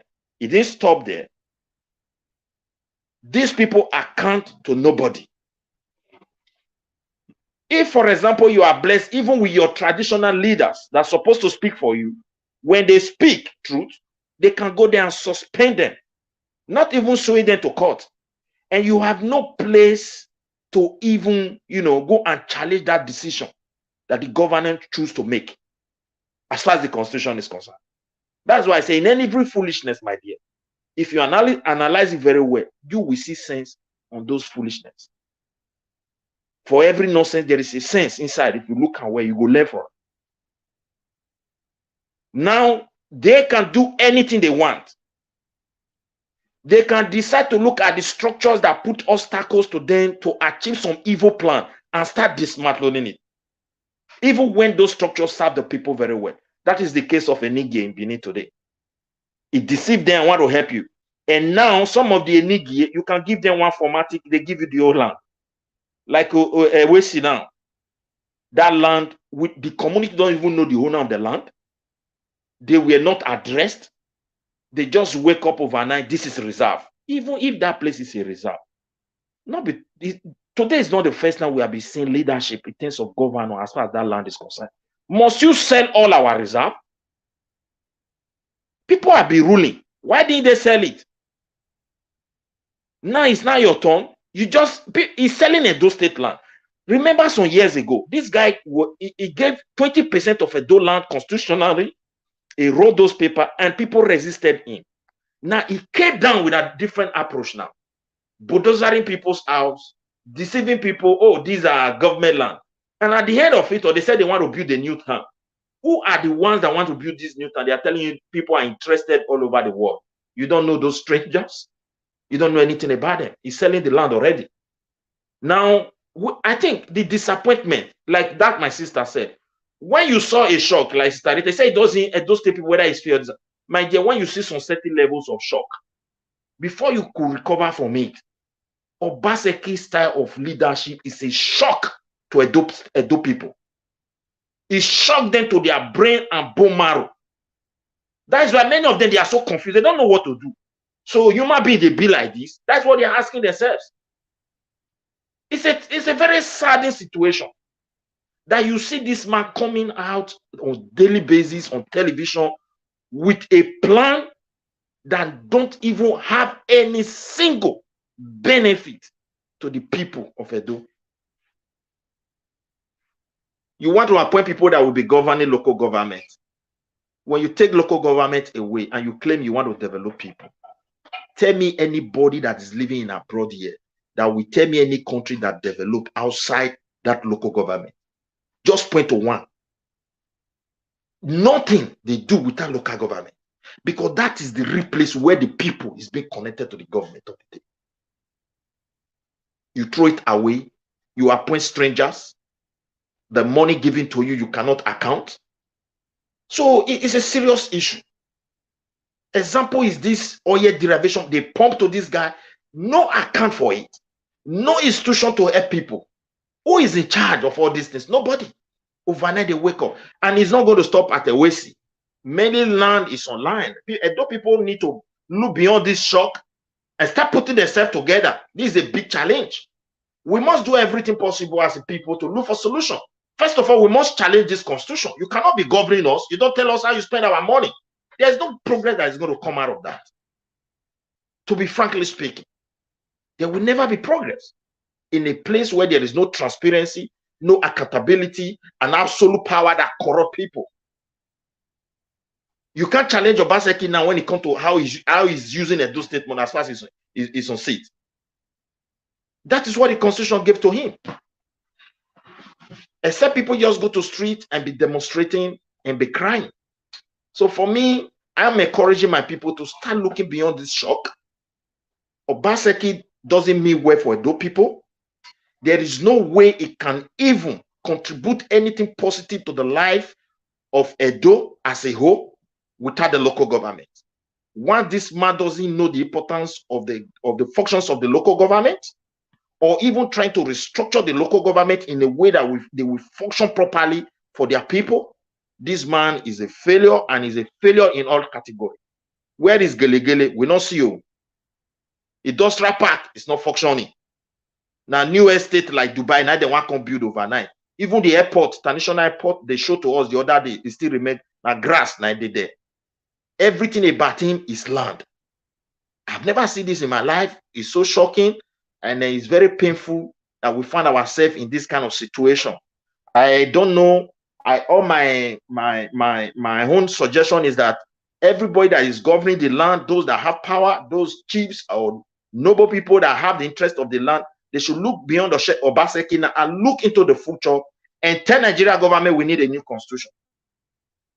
If we don't put these people into check, there is no way we are going to progress. We need to checkmate on them. They need to give an account how they spend our money. They need to tell us how they are generating this money. And there should be constitutional law that mandate them to fulfill all these few things I've just mentioned. Instead of we in the name of democracy, we fought tooth and nail, elect somebody into power. Once the person get that power, he become an emperor. You can't check on him. There's nothing you can do. So I don't think that is democracy, and we need to really look at this problem from grassroots, and that will help every one of us. Thank you. Yes, thank you very much. The problem is very large. From the feelers we are getting, I heard that he's trying to make the Enogi independent. The Enogi to be on their own, not to be under the grips of the palace. If that is true, why would he want? Why is it happening during his time? What problem does he have with traditional institution? Why does he want the Enogi to be independent in Edo? To enable him use them. The number one is that when they are united, they have strength. So he wants to pieces them so he can use them. And then he's already using them. He have a king, he have a chief. Look at their land is gone. And this is what is going to happen. If this filler is true, which I am not so sure, because I am not too sure. If this filler is true, what is my brother is true? They've signed those documents. Now they are not renouncing it. He did it. He went there and convinced the people. Hello, Mr. Levis. He convinced the people. He told them that he's going to be paying them money directly, and he will be supporting them so that everything they all fall victim, and he gave them form to be signing. And after, though some of them among them were aware, but some were deceived into it. And those people now that were deceived into it and found out that they have signed, they are coming up publicly to say, no, this is not what the details of what you explained to us. We are not part of that. No, that is not so. It wasn't so. Hello, guys. Okay. Junior Ken, talk to us. Yeah, tell us. Thank you so much, my brother. This topic just is a very strong topic, and I'll be expecting this for a while now. Mr. Leffers, may God bless you. May God Almighty guide you, and may our ancestors give you the wisdom. Because what you just brought out now is a very, very big problem. This is the aftermath of 1897. This is the aftermath of 1897. And it's about to happen again. You see, and I'm so happy that our brother Mr. Kundaye, I wanted to let me rephrase the one of Aduawa. Aduawa, the UBTH land did not comes to Kara. That is the cattle market. The lucky way that went through the bypass in Aduawa. From the lucky way bypass all the way down, that is where the Aduawa has a border between the UBTH and Aduawa with the University of Benin. That's where they have a border. Like the cattle market, Bijo area was not owned by the state government, and it wasn't owned by the state or neither the federal. Those were owned by the individuals. Even the whole of that cattle market, Bijo area, my grandfathers owned those lands and owned a lot of the rubber plantations in all those areas all the way. You see, if government wants to take your land in the olden days that I know of, they'll come to the community. They will let the community know this is what they want to do. They will buy from the community. Then after some years, if they didn't make use of those land, the community will go back to them. They will go to court, and the community will win the land from them. That is how those lands that are owned by UBTH, owned by University of Benin, because they could not use it. Adowa community, Orogbeni community, they took them to the court in the 80s and early 90s. Ute community. Thank you, Ute community. So they win all those land from the government, and they took it and they started reselling it. So I don't see what this man is doing, or basically government is doing. I don't know the kind of wealth that this guy is still looking for. It's the only money that this guy have taken from us with Planware in 89, 1990 to 91. The billions and trillions of naira that this guy took at that time, when naira has value more than the pounds and dollars. That money alone is not even enough for him. This is so barbaric. This is so evil. You know what he did then? Our people are very, very greedy. You know what he did that he called the Enigye. Those Enigye, he told them that he's going to be paying them every month, and they have to sign paper. Then he told them that they will not be taking orders from the palace anymore. That it is their right, that they can be on their own. That this is not the olden days when the palace, the king has the right over the land. That these days is the government, the state government, the federal government that owns the land. So those greedy ones supported him, and they signed those papers. When they started seeing the action from their own citizens, from the youth, and from the John Ways, and from the elders in their community, when those ones started revoking against the no-gays, that is why a lot of them are not running out to say that, oh, they are not among, they were cajoled into it. It's a lie. The Obaseki did not tie their hands. It did not blind their eyes. It didn't close their eyes. It didn't put a gun to their head. It's for their own selfishness. It's for their own greed. Because they think that if they should leave the palace, that there will be an Oba on their own. It is not done. You cannot become a Nogie without the Oba. It's the Oba that crown a Nogie. It's the Oba that make you a Nogie. A Nogie and Ohembo. It's the Oba that crown you. You can't wake up one day to become a Nogie, to become an Ohen, or when you see that these people have spoiled their land. My only anger with my palace and with my king, I will say it right now. My king should bring out the whole juju that we have. He should bring them out and release it and let them start working. My father says that a why ask your base.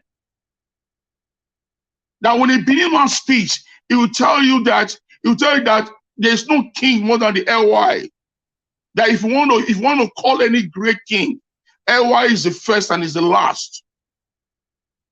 Our king has to act, because this history is about to replace itself again. What we are seeing, we that live in diaspora, the ones back home are not seeing it. The reason why a lot of them are still quiet, because there's no power, no light. If you don't have enough money, you don't have a generator to listen to news. And the news, the ITV, is for them. The EBS is for them. The NTA is for them. So none of these news are carrying all this news. They are not reporting it. The only way they are getting all this information from is from social media. It's from social media. It is from those children that live in the diaspora that are getting this information from. So we should stand. But this thing is not going to be a door all the way down to Esan. The Onogi of Esan is over that crown all of them. Go back to the Benin tradition, all the way down to Auchi, Afema, all those Onogi that are there. They are all servant to the Oba. They are all servant to the Oba. The whole of the Benga state. They draw all of them. I remember this other young Benin guy that is he has a Benin show in Benin. Isodua. Hello? Hello, guys. Okay. Oh, thank you very much. Isodua. About a year or 2 years ago. Yeah, about 2-3 years ago. Isodua went to Warri to see the Olu of Warri. That's the father to the current one now. They went to see him and they wanted to do something. And he says that he wants to make the Olu of Warri to be the chairman. Olu of Warri says, I cannot be the chairman when I have a father. He says, I cannot be the chairman. He says, yes, I'm the king of Warri, but I have a father. So the one that asked him, sir, who is your father? He now says, the Oba of Benin. That is my father. That anything that comes to tradition, that has to be done in Benga State, Edo and Delta State, that the Oba of Benin is the father, that he will be the vice chairman, but he can never be the chairman. His other one was shocked. Tears of joy came out from my eyes. I'm an Edo man for life.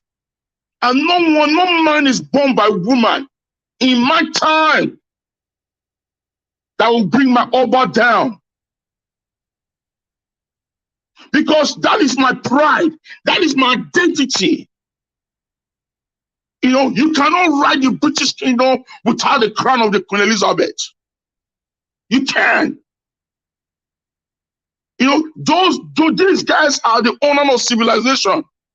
They colonize the whole world, but they still believe on their tradition. Look at when Queen passed out, when she died from Scotland. Look at that white goat. The big, huge white goat that was taken along with our coffee. What did I tell you? Is that not for sacrifice? That is our tradition. So why are we not fooling ourselves? Why some of us are not fooling ourselves? You know, because of greed, because of money that you will leave behind. You know, some of these Edo people has to be taught a lesson. You know, they have to. Mostly Governor Obaseki. His son is getting too much. So the security vote that comes to every state, yours is almost $1 billion, $1 billion naira. Now around something million naira. There's about $2 million every month for security vote.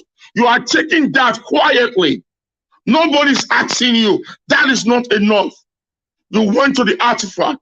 You fought the palace. You fought the king. Now you're about to scatter the kingdom.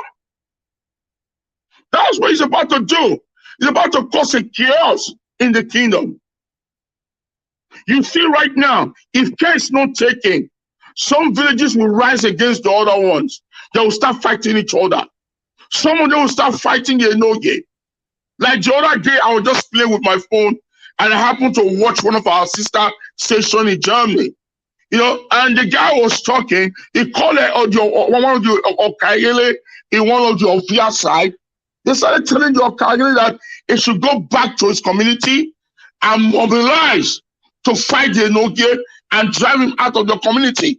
That the whole Enoge in Benin history, that they should call them up. Every Enoge that signed those papers, the youth have to rise and fight them.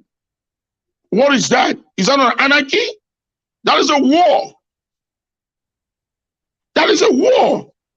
You know, this man, anywhere this man goes to, that is a problem. You know, even the banking setup, I heard that a lot of banking setup that he has worked is always a problem. It always causes division among them. Look at what he did in APC. You know, he has not spent 2 years in PDP now. Look at what is happening in PDP. Now the kingdom itself. Look at the other day, he invited the British people and the Germans to Benin. He was showing them 50 by 100. The foundation that he dug is not even up to 3 feet. That is where you want to build an international museum on? Come on, those guys are not cowards. They are not fools. No, this guy is just a Yahoo man. He's the biggest Yahoo boy, Obaseki. He's the biggest Yahoo boy. He's very, very greedy. You know, we have to hold Oshiomhole accountable for all this nonsense because he brought this man to Benin. He took this guy around the whole, the whole Benin kingdom. He begs for him. Or he stood and said that what he did before will not come back again. If you remember, when Oba Benin called the both of them to settle them, you know, Oba said the same thing, that he asked Oshiomhole in the beginning that why this guy? That he should go straight to the history and dog it out and see. The Oba saw everything. But in Benin, we have a problem that Oba Enikawa Guima, that he will complain to the forefathers. But we have to take that back now because we cannot keep quiet anymore. You know, you can't keep quiet. This is the only state that we have. This is the only place that belongs to us. Engineer Feke, thank you very much. Try to round up in the next 30 seconds. Thank you, my brother. We have Ejiro to allow Ejiro to also air his contribution. Okay, have you rounded up? Okay. Yeah. Yes. All right, Ejiro, talk to us. Yeah, Naija Watch, thank you for having me and I appreciate this opportunity. Just a quick one. I'll not talk for too long. I'll just be very brief, you know. My name sounds a Delta name, which is correct. I'm from, as a matter of fact, I was born in Benin and I have a stake in that state. Part of my lineage is in Benin, the other part is in Delta State. So I'm in between two states. As the former, sorry, there's no Benin and Delta. You were born different from Edo. You are up Benin. former Benden state. So I have a stake. That's why I'm coming up to talk in this issue. Because all my life I've lived in Benin, you know. I even went to a secondary school, Astro Grammar School. That was the school I finished. Then my institution in Benin. Please. I know. I'm just giving it because most people will say, you are an Orobo man. Why coming to talk in Benin issue? So I just want to. You are a Benin man. No, I want to clarify that aspect. Okay, straight to the point. Let's save time. I think what is happening in Benin, what is happening in Benin City? You don't correct this thing. You are a Benin man. I just said it all. I've said it all now. I'm a misbreed. That's what I said just now. No, Ejiro, you are a Benin man. Accepting that you are a Benin man. You are a Benin man. Say I'm a Benin man. Either way is fine. Okay, straight to the point. What is happening in Benin? Actually, I voted for Godwin Obaseki. I was one of his favorites. I really like his performance in the first. In his first tenure, you know. So all these things happening now, what I can say is like a power tussle. That is what I'm seeing happening in Benin City. Obaseki has chosen to fight against the palace, believe it or not. You know, that is what is happening now. And okay, the other day they released their figures. I'll just run the figures through. The oil derivation that federal government paid. They gave Rivers 100 billion. Edo was giving, I think, one of the least 28 billion. I remember that. While the State was giving about 50-something billion. Till today, nobody was able to challenge Obaseki what that money was meant for, or what he has used, what he has done with that money. So all these things give Obaseki leverage to begin to do and undo. Undo, yes. You see in life, yeah. Go and check records. I'm not talking about dirty wealth. I'm talking about successful, wealthy men, businessmen. They are great thinkers. If you cannot think, you cannot make wealth. The most difficult job on earth is to think. Yes. Think positively and know how to extract those things you think and bring it to the physical. That is how you can make wealth. You see somebody like Bill Gates. Bill Gates never went to school. No. I just want to digress a little bit. He was even a dropout in secondary school. Yes. There was one of his books I read. The father used to call him, B, what are you doing? Aren't you going to school today? He will go to the father's garage, car park. He will tell his father, I'm just sitting at the car park trying to think.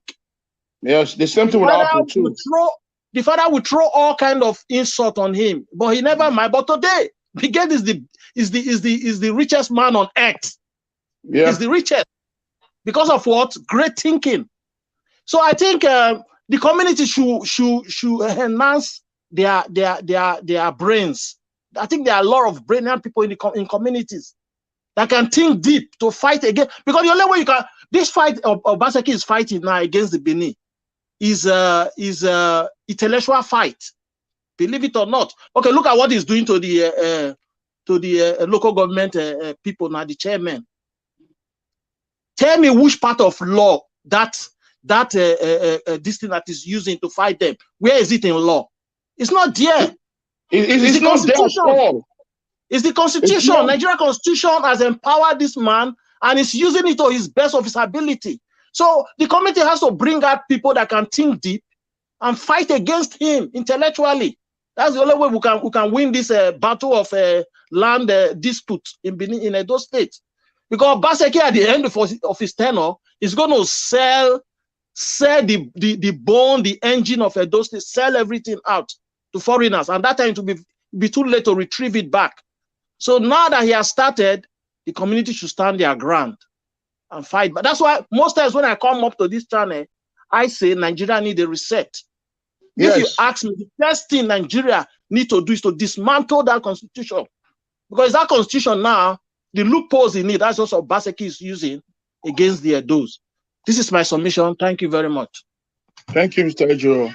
Yes, Mr. Ejiro, thank you very much. And Obaseki should know that power is transistent. He's not ever going to be there forever. Whatever you do today, we go after you tomorrow when you leave office. That's why the likes of Ogbemudia, Ambrose Ali, their names are still written in gold in Edo State because of what they have done and the legacy they left behind, their contribution to communities and to the people of Edo State. A lot of us are part of the people that gain a lot from government. At least we saw free education at our time, free books, free school feeding. Yes. Yes. Especially Christmas period. Cow is being pencil, biro, everything free. They will ask you to bring extra. If in a cooler you get pre-cut to take it home. Some of us, these are government initiative to encourage. They will write, these books are not for sale. These books are not for sale. Yeah. We got some of these educational, how will I say, from government. So when we are talking here, Mr. Levy, sorry to call you off. I'm so sorry. Please just give me 2 seconds. Do you know that those things that we were getting in the 80s, in the 70s, till tomorrow in the northern part of Nigeria, they still do the same thing? The federal government are still allocating those money to state government to use it. They are still doing it till tomorrow. But the state government in our side, they are just putting that money in their pocket. They don't use it. We are talking of fertilizer. Fertilizer and all those stuff. The federal government allocation for farmers for free. That is why the northern part is very, very fast in farming. But the state government in our own side, they are pocketing those money and they will sell those fertilizers and take the money. They do computer television farming like the one of Basek. You don't see them harvesting. They tell you we are making the farm, that's all. So you see it on TV. Like the one is doing, governor. They are not going to harvest. You don't see them harvesting. No, that's just the truth. It's all right. We will just be running up now, people, because we still have to come out tomorrow. We want to say thank you to Mr. Levy, please. I want to say something. Please, is there any way? Let's come together. Let's fund Naija Watch Media so that they can visit almost all villages in Benin. So that we should get the youth leaders together and the elders together. So that let's start talking to them. Let's sensitize them. Let us talk to them and let them know what is about to happen or what is happening in Benin. That all of them should kick against the state government for selling their lands to them. They should hold their ground because what is coming is bigger than what they can see. Right now, in Edo State, we have nothing. Obila cement factory is sold. Every flour mill is sold. Everything is just selling. We don't have nothing anymore. Nothing. We don't have anything for the next generation to use. We don't have nothing. You know, those of us that still have family back home, my brother. If guys don't think in my brother, they will start killing people face to face, broad daylight. Who are the buyers? That is what's about to happen if we don't stand right now to fight this thing. Who are the buyers? Who are the people conniving with the same government to carry out all this erroneous bad business? It's a very long story. That's why we need Peter Obi to come in, because once Peter Obi come in, a lot of things going to change. Attitudinal change, everything is going to change. The social life of the way the people live now is going to change, because when the head is not stealing and is living by example, a lot of people will also know that this man is not a joke. They have to live the same way he is living. You see why it's like this? Because the person leading us today, in the helm of affair, is someone that does not even know nothing. That's why these governors also have the right and audacity to do what they are doing. Otherwise, remember, even Ali that did not steal, was it Buhari that locked him up? Yeah, the same Buhari, yeah. The same Buhari. Because then he wanted to punish somebody.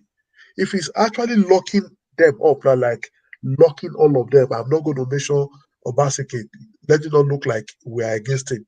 If he is locking all the corrupt governor up, do you think corruption will get to this stage? No. No. If the head is actually doing it right, because he is stealing, he cannot lock them up.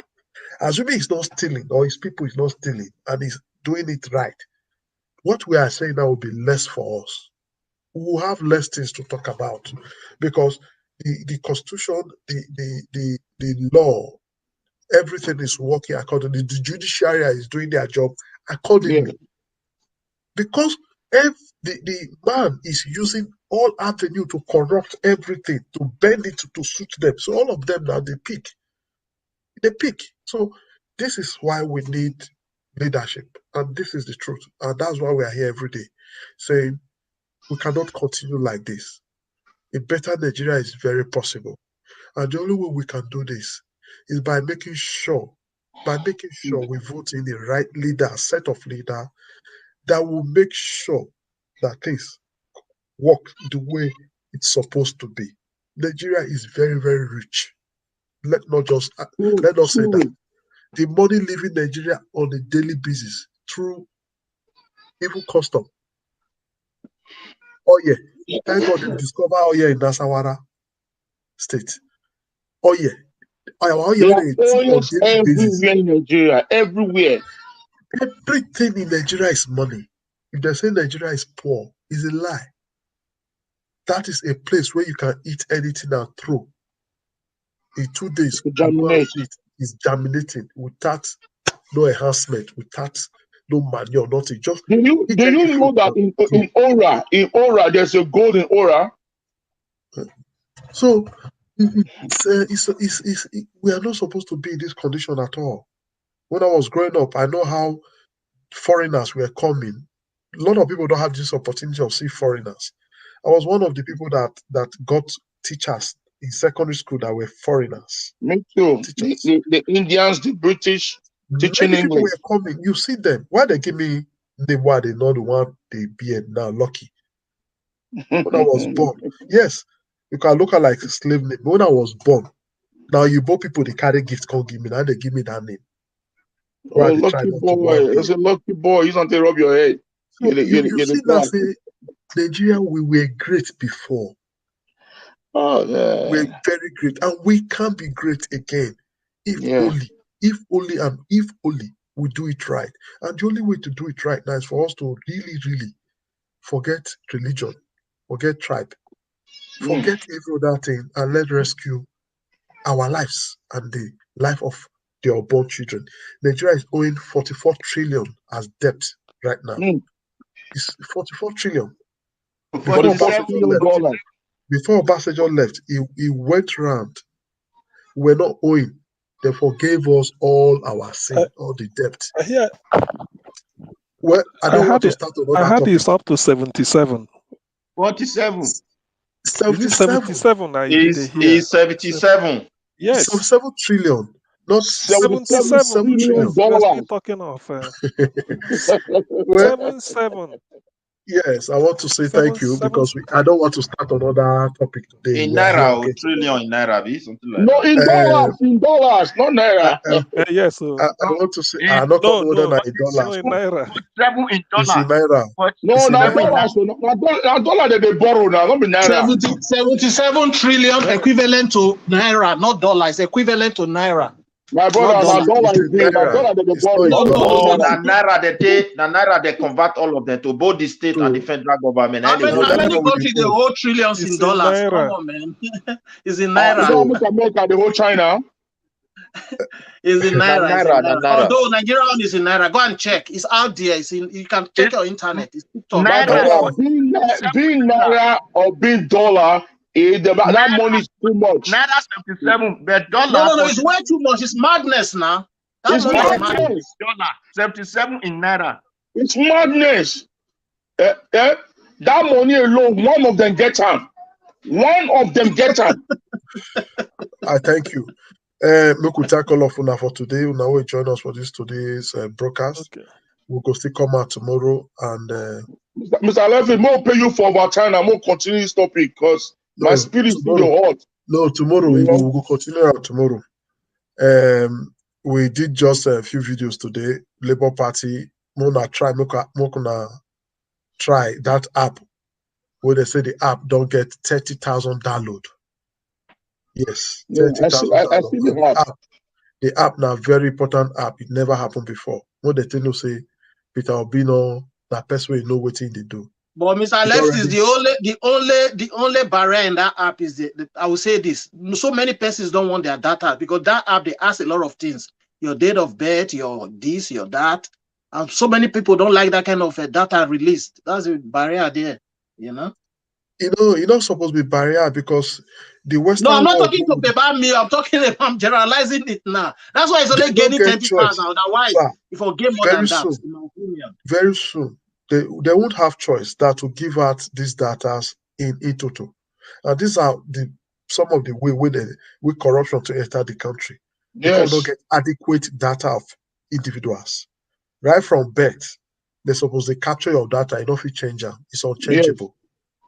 And when we get all this accurate data, it's go help for so many areas. Go help government. Federal government should have put that one in place.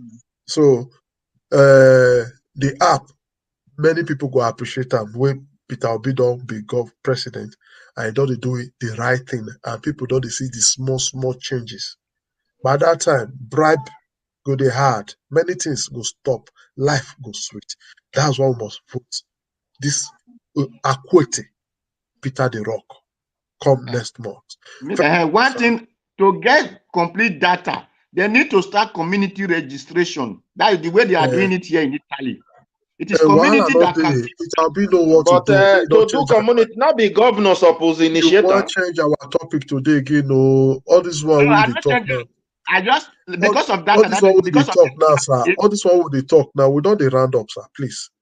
All this one we dey talk. Peter Obi, what would they talk? He know.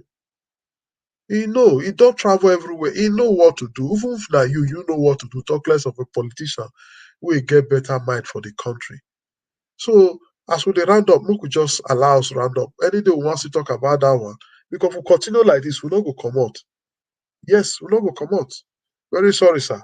So I want to also thank people in the comment section for their wonderful support, for their contribution from the comment section side. Today we get very quite a lot of people for the studio, but many just can't come out. They can't do weekend. They not talk. The first person we get today is Ezu Wagu. Now he just first show. He just stay now and move. He vanish like willy. No, bros, we'll catch you the other time. We'll go soon do app where we say, we'll come down if you come out again. Even if you the waka they go, you'll see the talk for here. Hey, we'll go do and trust us. Now we'll be Naija Wash. Then Engineer Ken come, he'll be vanish. But get the topic we come here, now he come back. Oh, that guy thing is sweeter. he come back. Thank you, sir. Now my own be that too, I tell you. Then Mr. Collins come. Him might be the third person. But later, I don't know how he waka. How he take waka now? I know you know. I know if he say vanish, he not vanish, but I don't know how he waka. I don't see him again. Then Alex might be the fourth person. Alex no agree. He no agree. Come on. They would draw a network. They begin dragger. They cut in line. He still they talk. Alex, God go bless you. Amen. Then Mr. CM too come join us. We thank God say he was here. Madam Rita still took mouth for this matter as the woman we know waiting day. We say thank you very much. The Peter Okudaye, thank you very much. The Midwest people, God go bless you. Then Ejiru, we say God go bless you. Tomorrow we go still come out here, talk as we know our age. Just what like time tomorrow? Talk, the same time, 6 o'clock Nigeria time.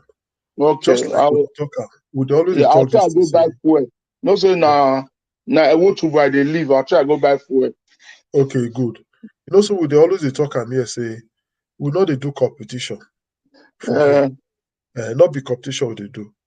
So if we offend on Mokuna novice, now so we know our reach now we talk.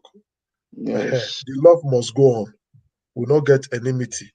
To call the throw blow, they use not be we be the problem. Now the people will lead us, that be our problem. So we know if we fight ourselves anyhow. But make we get patience, because nobody perfect. Most they get patience. Make we think if person they talk. Why this person they talk like this? Not be make it better for the for all of us. Not even make the person they talk. Not be as you know they should talk. Yeah. So my people, nobody come here with knife or cutlass to come fight. That make it better for me and you. That make us stay. So on that note, we could just give 1 minute round. Make we just say final bye-bye. Yeah. Yeah. May Mr. Kunayo lead us for prayer. You want to start again? Final note, 1 minute. Now you talk. Mr. Ejiro, be proud to say you are Benin man. Just like other people. Edo and Delta, we are all Benin. Yes, so, we are all brothers. That is what I will say. We are all Benin, no different. Whether you speak Edo, I speak Urobo, the other speak Isoko, we are all Benin. Thank you. God bless everyone. Go and get your PVC. Vote Peter Obi for president. Thank you all. All right, Mr. CM. Okay. Okay. Thank you for the opportunity to put in a word or two.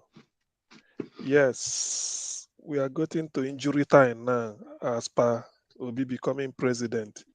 Nothing, like somebody said here, or echoed what I've said earlier. It's only INEC that can make Obi not to be president. But I believe with each person there, they will get to their senses. It won't be easy, we all know, but INEC must play by the rule. Any attempt to rig P2B out will spell doom. That becomes the end of that country, and they won't like what they are going to see. So it is in their own interest to be good neighbors to Nigerians. I wish everybody well. Good night. Yes, thank you, Mr. CM. Good night to you. Midwest people. Thank you very much, ladies and gentlemen, and listeners. I pray that by the grace of God, tomorrow we'll also come out with a new topic. And please, I still want to appeal. We still need to look into this Obaseki attitude. We shouldn't fold our hands, because this guy may likely create a damage that will even require generation for generation to solve. He's trying to create an anarchy, a situation where we start fighting, and this will not be good for us, because lawlessness will not produce anything good. It made a peaceful state. That's why the numbers of tribes were so united. But today it's trying to separate us. I don't think it's going to. I don't think it is good for us to be quiet. Every media and people who are getting money, whether or not, they should search their content, their conscience before it's too late. Thank you very much. All right, Mr. Engineer Ken. Thank you very much, Mr. Lefis, and thank you, Nigerians. And good news to all my Edo families and friends all over the world. Please vote Papa, Mama, Pekin, LP. These are the party that's going to bring changes to that country, Nigeria. So Nigeria will be a perfect place for all of us to live. And I already want to beg our Edo people. I want to beg the Nigerians. I want to beg the Ojonways. Please, in any position the Lord have given to you, to stay and govern your people in your own locality, in your villages, in your town, please be fair in it. Don't succumb to what Obaseki is about to do. Please don't do that. Don't do that for the sake of your children unborn, for the sake of your grandchildren.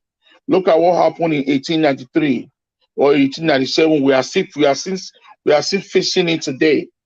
Most of us were not born at that time, but we are still passing through that same heat for over 100 years. Now we don't want it to repeat itself again. Let's stand against this evil man, and let's fight against it, and let's be united. United be strong. Can anybody still hear Engineer Ken? I can't hear him. Yes, we are hearing him. Okay. We are hearing. So united be strong. Okay. United we're strong, and we should love ourselves, and let's keep our strongness together so that we can fight against this guy. By next month, go cast your vote. Don't take any bribe, don't take anything from nobody. Vote in your choice. Let your choice be the Labour Party, Papa, Mama, Pekin, so that Nigeria will have a great future. Thank you, and God bless the Federal Republic of Nigeria. And God bless thank you, Engineer Ken. Ejiro. Yeah, thank you, Ninja Watch. Thank you, Mr. Leftis.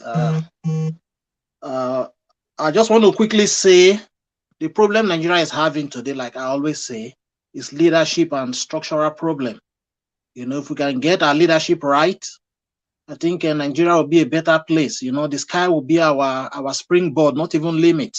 You know, so this time around, I want us to understand that if we miss it, we have missed it for life. So let us all come together, vote Peter Obi and Dati to give us a new Nigeria, a country with happiness, love, peace, and protection that we all are craving and yearning for. Thank you very much.